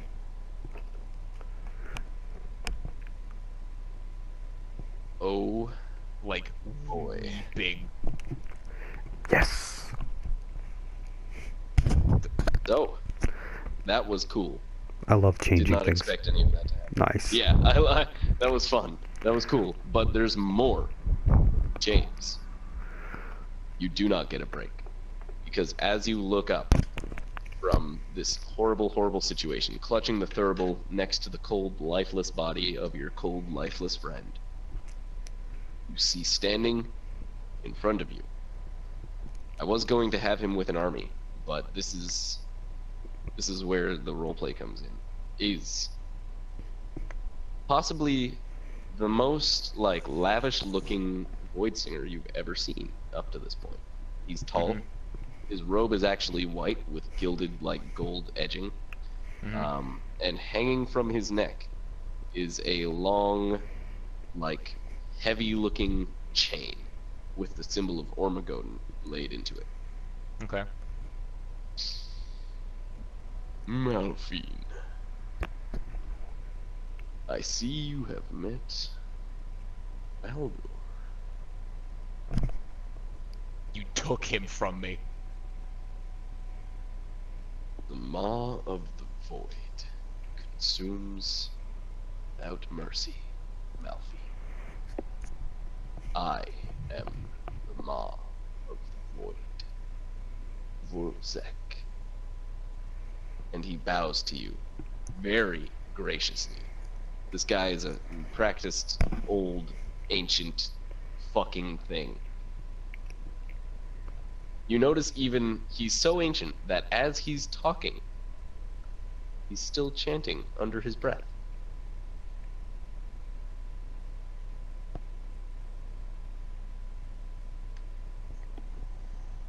So Malphine stands up and hooks the thurible to her hip, much like Well, it's fucking giant, James. right. It's a giant Okay. mace thurible, but you can still Yeah. have it. Yeah, so You she can like hooks swing it over your back. Yeah, she like kind of wraps it around herself. Then I guess, Yeah, like with its with like the fucking pole huge over your length of back and the chain Yeah. you wrap around you. So So you're just a walking buff now. Yeah, literally, I put forth every ounce of my power to shield her from outside evil. Yeah, your power has given her some crazy bonuses. This is gonna be a fight of fights here. what do you want from me? And her voice is dripping, like fucking, like soaked, just horrifically with just anger and rage and sorrow and hate. That's good actually, because there's a song that I need you to listen to, James. For this, everybody who's listening, the song that goes with this encounter is Endless by Bong Ripper off of the Miserable album, which then carries on into Descent, which carries on into Ruin, altogether being Endless Descent into Ruin. All right, so just miserable the album. Yeah. And now you face Volzek, the Void Maw, and he says to you, I wish to take life to make anew, and your life is worth quite a bit, Malphine. You could literally hear Omalack screaming in there, like, fuck. Yeah, the rage of Omalack in this thurible, which is like one of the only things. Omalack was like permanently fused, basically, in that one moment with the ideology, the faith, the pure raw faith power of every single Frosteater. And so he became like, he ascended basically. Omalack is this enlightened being in the mist, his soul residing immortal basically until you find a new host for it, which is what I imagine you'll do. Right. Yeah, I have some cool Because ideas you're for that. skeleton. I don't want John to leave the campaign. That's why I was like, I don't want this to be what happened. So. No, it's actually really neat because that feeds into change. That's all. I'll just become something different. It's now just something different. You have room to expand. I have some very good ideas too. Yeah, it's gonna be exciting. I'm excited, but at first I was scared because I was like, man, I didn't plan for this. John's dead. I was gonna that's lie. okay. Make a new character. But yeah, Vulzek only wants James to, it seems, plow and destroy everything that isn't touched by the void, and make it touched by the void. Mm-hmm. For what purpose? Don't know. Maybe world domination, maybe something more insidious. But that's what he wants. Malphine, have you considered study the void? I know Ormagoden's touch has reached you, Malphine. And in his hands, he holds up floating pick of Ormagoden, which still enticingly curls toward you with its roots. Malphine unsheathes slowly from her back Netherlight, the crux of the crucifer, and from her little pouch she shifts aside her trophies, you know, her many things that she's collected. She pulls out from her little pouch the Frostheart pick. Looks at the Frostheart pick and looks at the pick of Ormagoden, and then back at the Frostheart pick.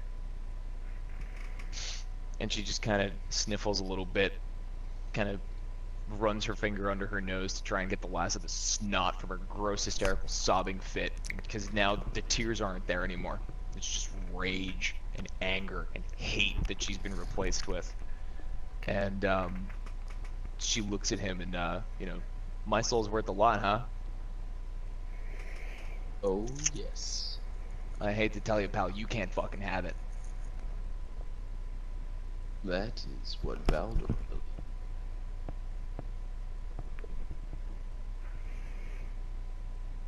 You know, Malphine,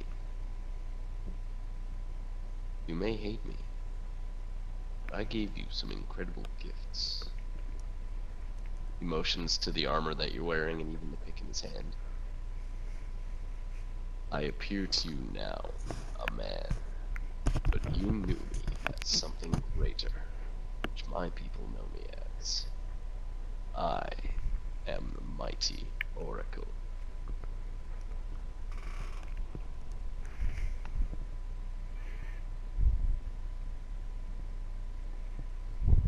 You guys known everything about you since day one. It's been you the literally whole time, hasn't it? literally orbs of light coming out of the back of this thing. It's like, It's been you the whole time. The whole time. Vic, Every my single influence from you. time I It was my found a taking Void to Singer. Valdor. Every it was single everything time in one of between my them. fucking people died. Every single time one of my people died to a Void Singer, it was because of you. Every single time. Would you like to You know might have given something me else, these gifts, Malphine? but fucking god damn it, I'm gonna use every single ounce and every single fiber of my fucking being to destroy you. I'm not gonna fucking stop until every single one of you motherfuckers is gone off the face of this fucking planet. Do I make myself crystal fucking clear? Oh yes, Malphine.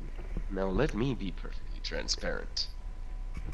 What you're saying is like a petulant child speaking to its father or mother, ill.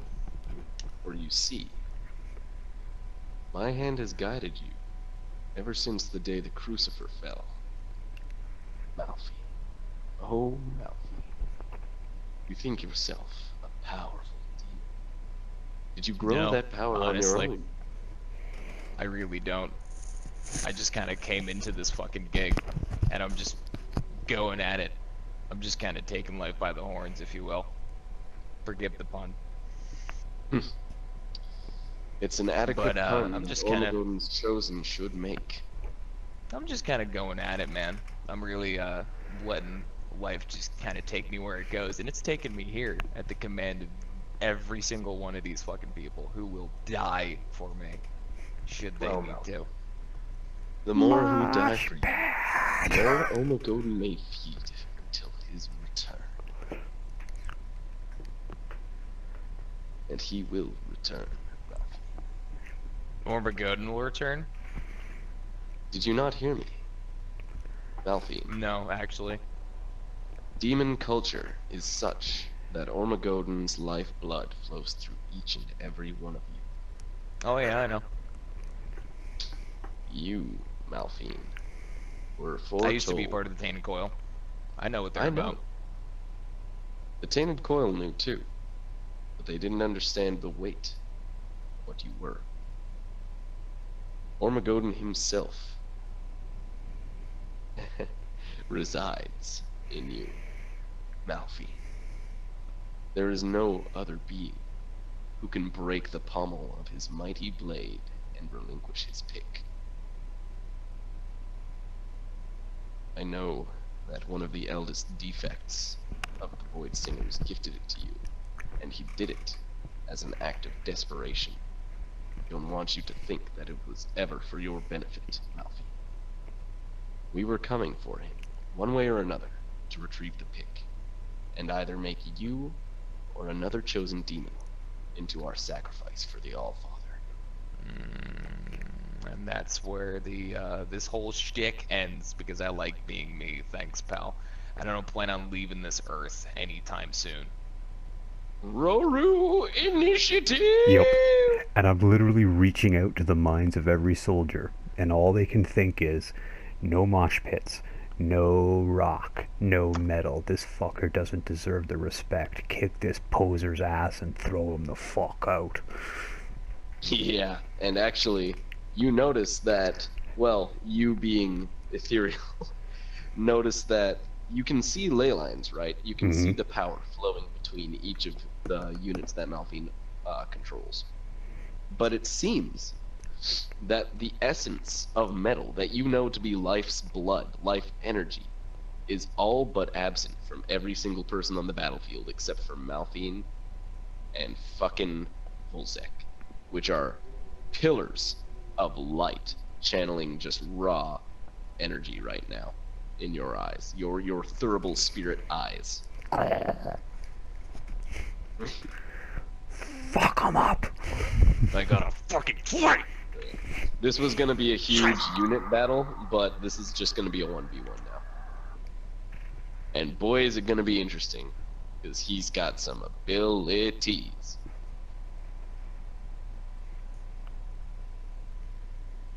I got a So, fucking yeah. 20. You got a 20? Oh yeah. He also got a 20, so reroll. Okay. 19. Okay, he got 18, so. You go first, you go second. Do your thing. Okay. Cool. So He this is stops just a talking, 1v1. and all you hear is his eerie, low chant. If this is just a 1v1, right? Uh-huh. Okay. So then Black Ice Shield comes up first thing. Well, yeah, it And, refreshed. Right. And second off, I'm gonna go for a fucking Black Ice Spear. So this little tiny crystalline thing pops up in her hand, and she just fucking, like, just, you know, Ooh. right in front of him, right? But just fucking goes to stab it right through his crotch and into the ground behind him. And oh god, Nice. I'm pushing everything I've got right into that throat. Just So, this is where my favorite thing that I designed mechanically for this character comes into play. And as the spear, you feel it, just literally, the atom of the spear connects, and he vanishes. Say that one more time. He's vanished as the first atom of that spear connects to him. The chanting is just gone. You don't hear it anymore. And now a thing happens that I'm really excited to get to do. But it's an instant hit. It is. It did hit him. I'm not saying it didn't hit him. You just made the save. Okay. Oh In no, that case, there was no save. It hit him. That's exactly actually what happened. It hit him. does he take damage? No, it hit him, James. Also, Okay. oh my god. That's awesome. This is going to be so epic. The dice are like orchestrating something for us, but he disappears. And on his turn, which lasts 15 seconds, I think, in D&D, Yeah, you turn, don't Generally. the turn is 15 hear seconds. or yeah. see anything. But then from a tear once more in the sky, he reappears holding a void blade that you are familiar with now as one of the massive Zweihanders made of fucking void flame that auto hits. And it's your turn now, because Okay. that's how that works. So in that case, she's gonna fucking fly backwards. Fly backwards. Really, really fast, as far as you can. And So you fly like 60 feet back, as yup, far as you can. And she's gonna do He doesn't have wings, you know, or any other weapons, or anything else on him except for that amulet and himself, yeah, I bet. and And, now a void blade. Right. She's gonna play Crack the Sky. Okay. That's your lightning storm there. Yeah, lightning storm. Okay. Lightning hits him actually. It's a nat 20. It hits him real good. Cool. He disappears.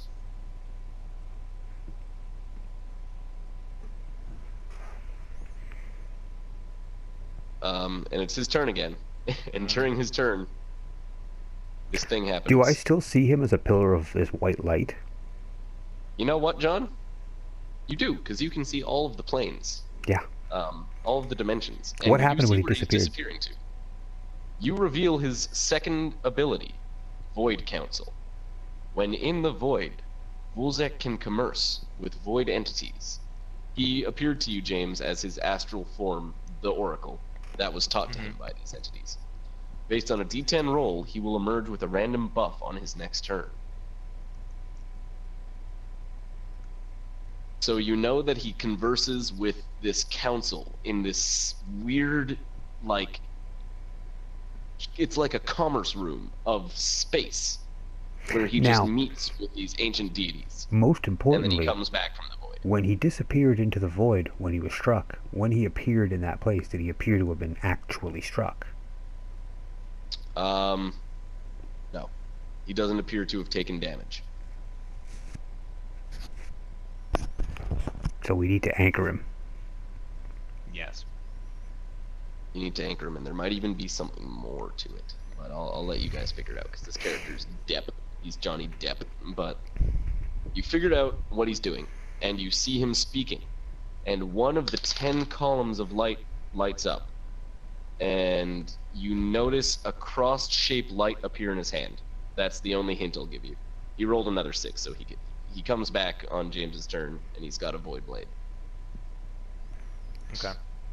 So, confirmed 6, he gets gifted a Void Blade by one of these entities. Okay.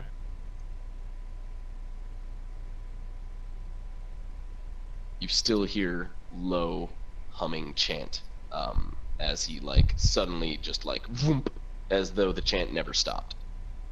Right. And here he is, but it's your turn, because that's how... I just set up drum beats in her head, like, stop the vibration, stop the chanting.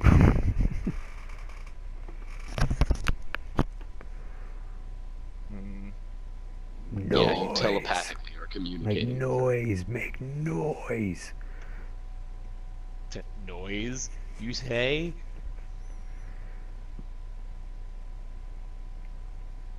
And anchor him down. Basically, telepathically, she sees what I saw. An image. Yeah, you see... He disappears here, but he reappears somehow in the same spot. You don't know if you're viewing him here or here in space-time, right? Mm-hmm. But you see him surrounded by these 10 pillars of light on all sides of him in a circular room that you assume to just be an entire plane to itself. Mm-hmm. And you see this light up and bestow him with the light that you know to be pure void energy manifesting in a blade. Right. And he comes back, and now he's here. He's got a void blade, and he's chanting at you. Right. Okay, so Depending on what you do this turn, he will disappear or smack you on his next turn. Okay, so Screaming Wind. What am Screaming Wind again? Refresh me. Summon a windstorm charged with the sea energy from the Sea of Black Tears, silencing enemy abilities. Fuck yeah, dude. Alright, so under 8 doesn't par to knock down bigger enemies. 2d4 for 3 turns. Of damage? Yes, of damage. And then a gust is 1d6.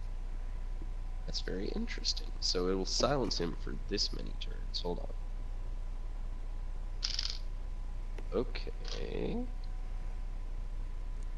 And then make your roll. Okay. I got a 12, so that does par. So you're good. Yep. So then I'm gonna do my 2d4 roll. So does the par do a knockdown? Par is knocked down, yeah. Okay, so he's also knocked down. He's knocked over. And this is the first time you've seen anything touch him and he hasn't just fucking disappeared. And he takes 7 damage. He does take 7 damage. So he's at this many HP. And he's still here and still chanting, but he's suddenly abruptly stops chanting, and like you hear him muttering under his breath, like something happened that he wasn't quite prepared for. Mm-hmm.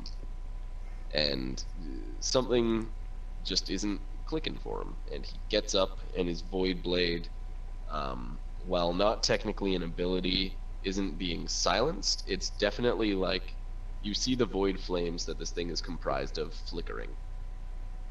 Right. Beat the fucker down. So now it's his turn, and he swings at you, and he hits you, and he only does a d10 of damage instead of a d12. Okay. So he does 6 plus 4, so he does 10 damage. Okay, so that means I'm at that many. Yes. And now it's your turn. Okay. She plays Song of the Murderer. What does that do? It's a solo. Or no, Cry of the Murderer. Damage over time, 15 per turn. Such a loud and aggressive sound rings forth from the Netherlight that the very sound itself harms anyone not allied to the Frosteaters. Okay. So he's still silenced, so that'll hit him. Cool. So, yeah, that's 17. And then 15 damage instantaneously. Yeah, so he's... And then that keeps going for as long as she's sustaining it. It's basically That might not sacrificing be in everything your else just for benefit the raw after damage. this turn, but No, it's just literally for this one turn. it is now his turn. And he is no longer being silenced. Silenced for 2 turns. And he's being buffeted by things. And he's... Does he take damage this turn, James, by anything of yours? Screaming Wind. Okay. There's the 2d4. Don't even bother rolling, because as soon as it hits him, he disappears. Okay. And you see the light that is his body, and it looks like these other pillars are now like, if you ever seen sound waves, they're fractaling like crazy. And you assume maybe they've caught on to the fact that you can see them. Oh, But yeah. nonetheless. In make a fact, I roll want to that see if I works. can reach out to them. I want to see if I can... Make a roll to see it? Okay. Well, he has done his thing, so he's going to come back on James's turn, which is when I'll let you guys go, basically. Okay. Okay. So. But at the I got beginning an of your turn, like an I got an instant, 18 for perception, whatever that means. okay, you can. In case you wanted me to roll for perception. I didn't really have that in mind. I mean, you Okay. can see them. It's not a matter of perception. This is beyond you now. This is like Okay. void entities. Yeah, that no, you're the witnessing. most important thing is I want to see where he goes in, because I want to see if I can block it. That, John, is like night and day. He doesn't really seem to go in or out of anything. He's more stepping between stuff. You're right, and then he appears in this room, but I get an idea of the dimensions of the room. It's an entire dimension. Yeah. You have no idea the bounds of it. You just understand that it seems to be centralized Around these somewhere, guys. perhaps around him. Okay. I'm not actually worried But about he him. comes I'm, back I'm like more. an instant. I'm not worried about him because I don't seem able to affect him, but I am on their dimension, so maybe I can affect them. I will actually. There's only one thing you can really do, but I will. Well, there's only Yeah, one that's thing. fine. There's only one thing I think I can do, which is wrap a bubble of our faith around them so he can't get to them. Well, almost. You note that the strongest liminal kind of bridges that you can make out of ley line kind of looking stuff Hmm. is between something near his chest, like a light on his chest, and the lights of these 10 entities around him, which are woven into the chest light. Destroy the emblem. That could be a big part of it, at the And very least. in the meantime, I'm going to try and reach out and sever that tendril with my own power. Do it. Let me make some roll skills here then. Just going to draw on the faith of the Frosteaters and just slam it right through that. They definitely are aware of you now, and that's dangerous because they feel you, and they know now that something has, on some level, invaded their dimension. Good, I And can only all be at dead. once. I can only die once. Yeah, you can't really die again. They can only do unspeakable void things to you. But that's another tale. Right now, what happens is Volzek returns from that dimension, and he returns breathing and actually chanting something incredible. You overheard this, but only mottled, like it was through 17 different people's phones, right? And someone on the other end of these 17 phones heard this chant, and now you hear it, this violent, percussive, angry chant, and he's spewing constant void flames from his mouth as he chants this chant. So James, you are actually surrounded in the void flames as he steps out, and a few of your units are, because this is a lot of fire. It's even more than Valdor's void cone of fire. This is like waves of fire, wall of fire type deal, Malleus level. So, Can I protect her? platoon-sized, units. You know what? Yes, you can. You can protect her from the void fire. I'm bubbling out. That's it. I'm protecting her. And she actually, I cheated, James. You didn't take any damage from that swing. There was black ice to protect you. Okay. And then there are still 3 shards of black ice. So the void fire consumes 3 of them, and then there's one more wave coming at you, which Omalack basically uses his like essence to absorb. Okay. But it decimates some of your units here. Let me see. Who did you have with you this campaign?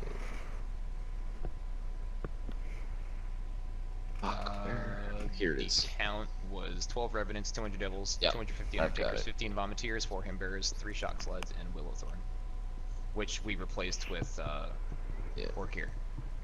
So the guys who are up at the front with you are the Undertakers, more or less. Yeah. And then there's like intermixed with them are the Devils. So like 50 Devils and 50 Undertakers just evaporate into void smoke as their bodies are consumed by this flame. Okay. But then it's just like your turn to act. That was like his interrupt instant type deal. He just comes back spewing fire, and he's still spewing it, but you're protected, so you can do Right. whatever you want. Okay, so she rushes up with Gastrodocro and casts Arctis. And What is Arctis? freezes the blade to do cold damage instead of Right. regular D8. And Omalack Those. reaches out to try and sever the link between them. Omalack, you are no longer aware of the link. Ooh. Seems to have shifted because there's no longer an intense light around his chest.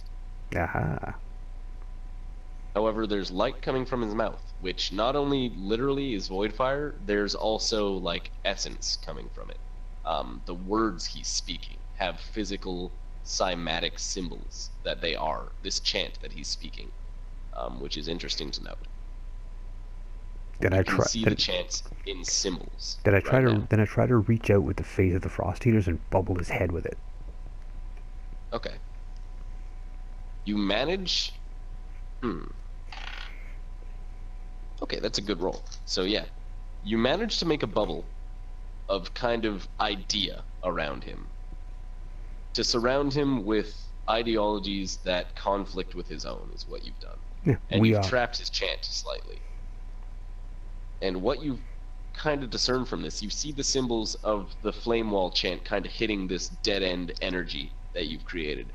And underneath those symbols, it's like there's calligraphy to hieroglyphs. You see these huge hieroglyphic symbols of the chant of flame and rage and war.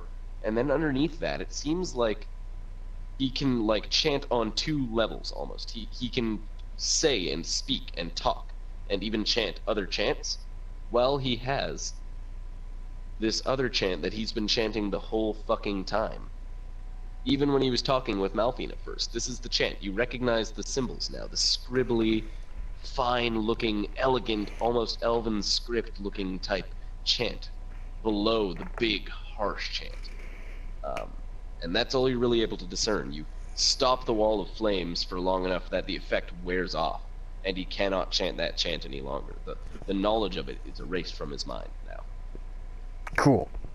And now Malphine's going to smack him. Rolls another 5. So Malphine zooms downward with her frosty, blue-flamed, black-leaved wings, and with Gashidokuro held in like a stance ready to go for a thrust, and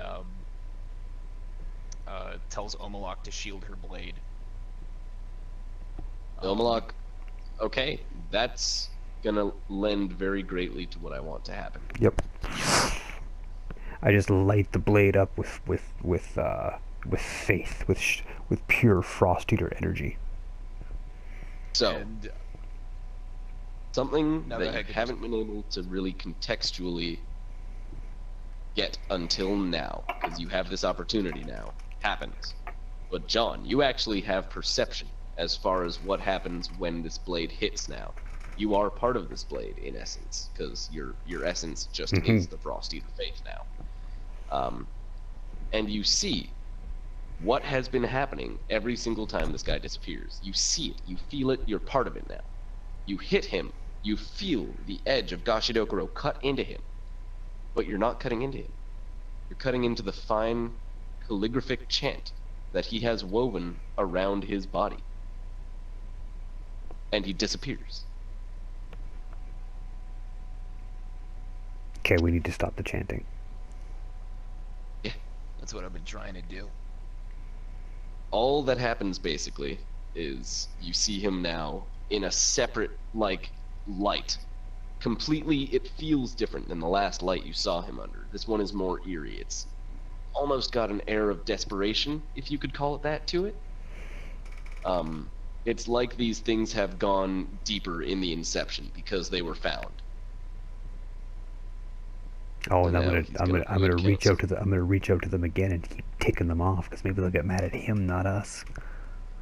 There Putting is them at another risk. layer of planar shit you have to sift through, but you got an 18 on my roll here, so you sift through it and you annoy them, and you see their lights going dimmer and dimmer, and you actually remove an option from his list of buffs because one of the entities has basically been cut off. You were successful. So what does he get now that I know that? Wow. Okay.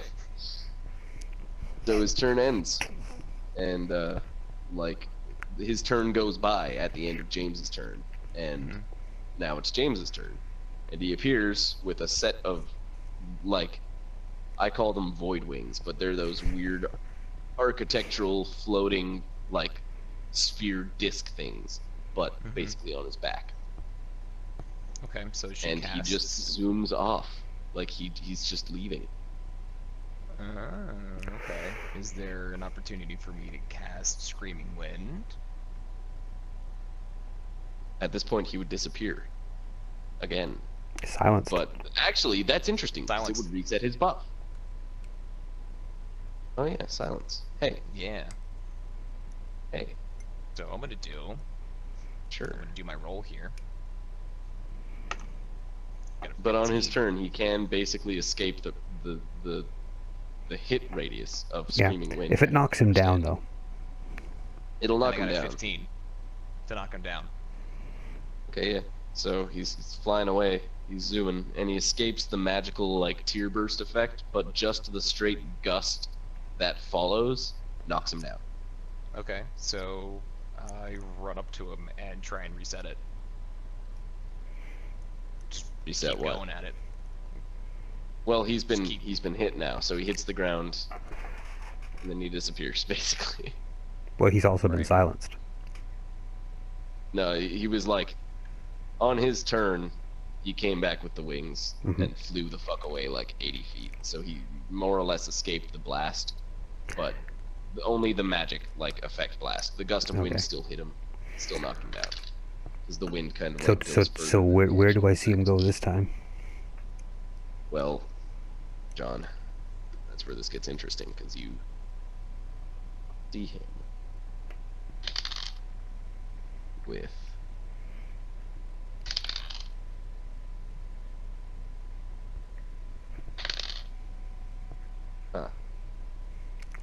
see him with only one light. And I And the lash light- out as hard as I possibly can with the face of the Frosteaters, with a scream on the end of it saying, "We're coming for ya!"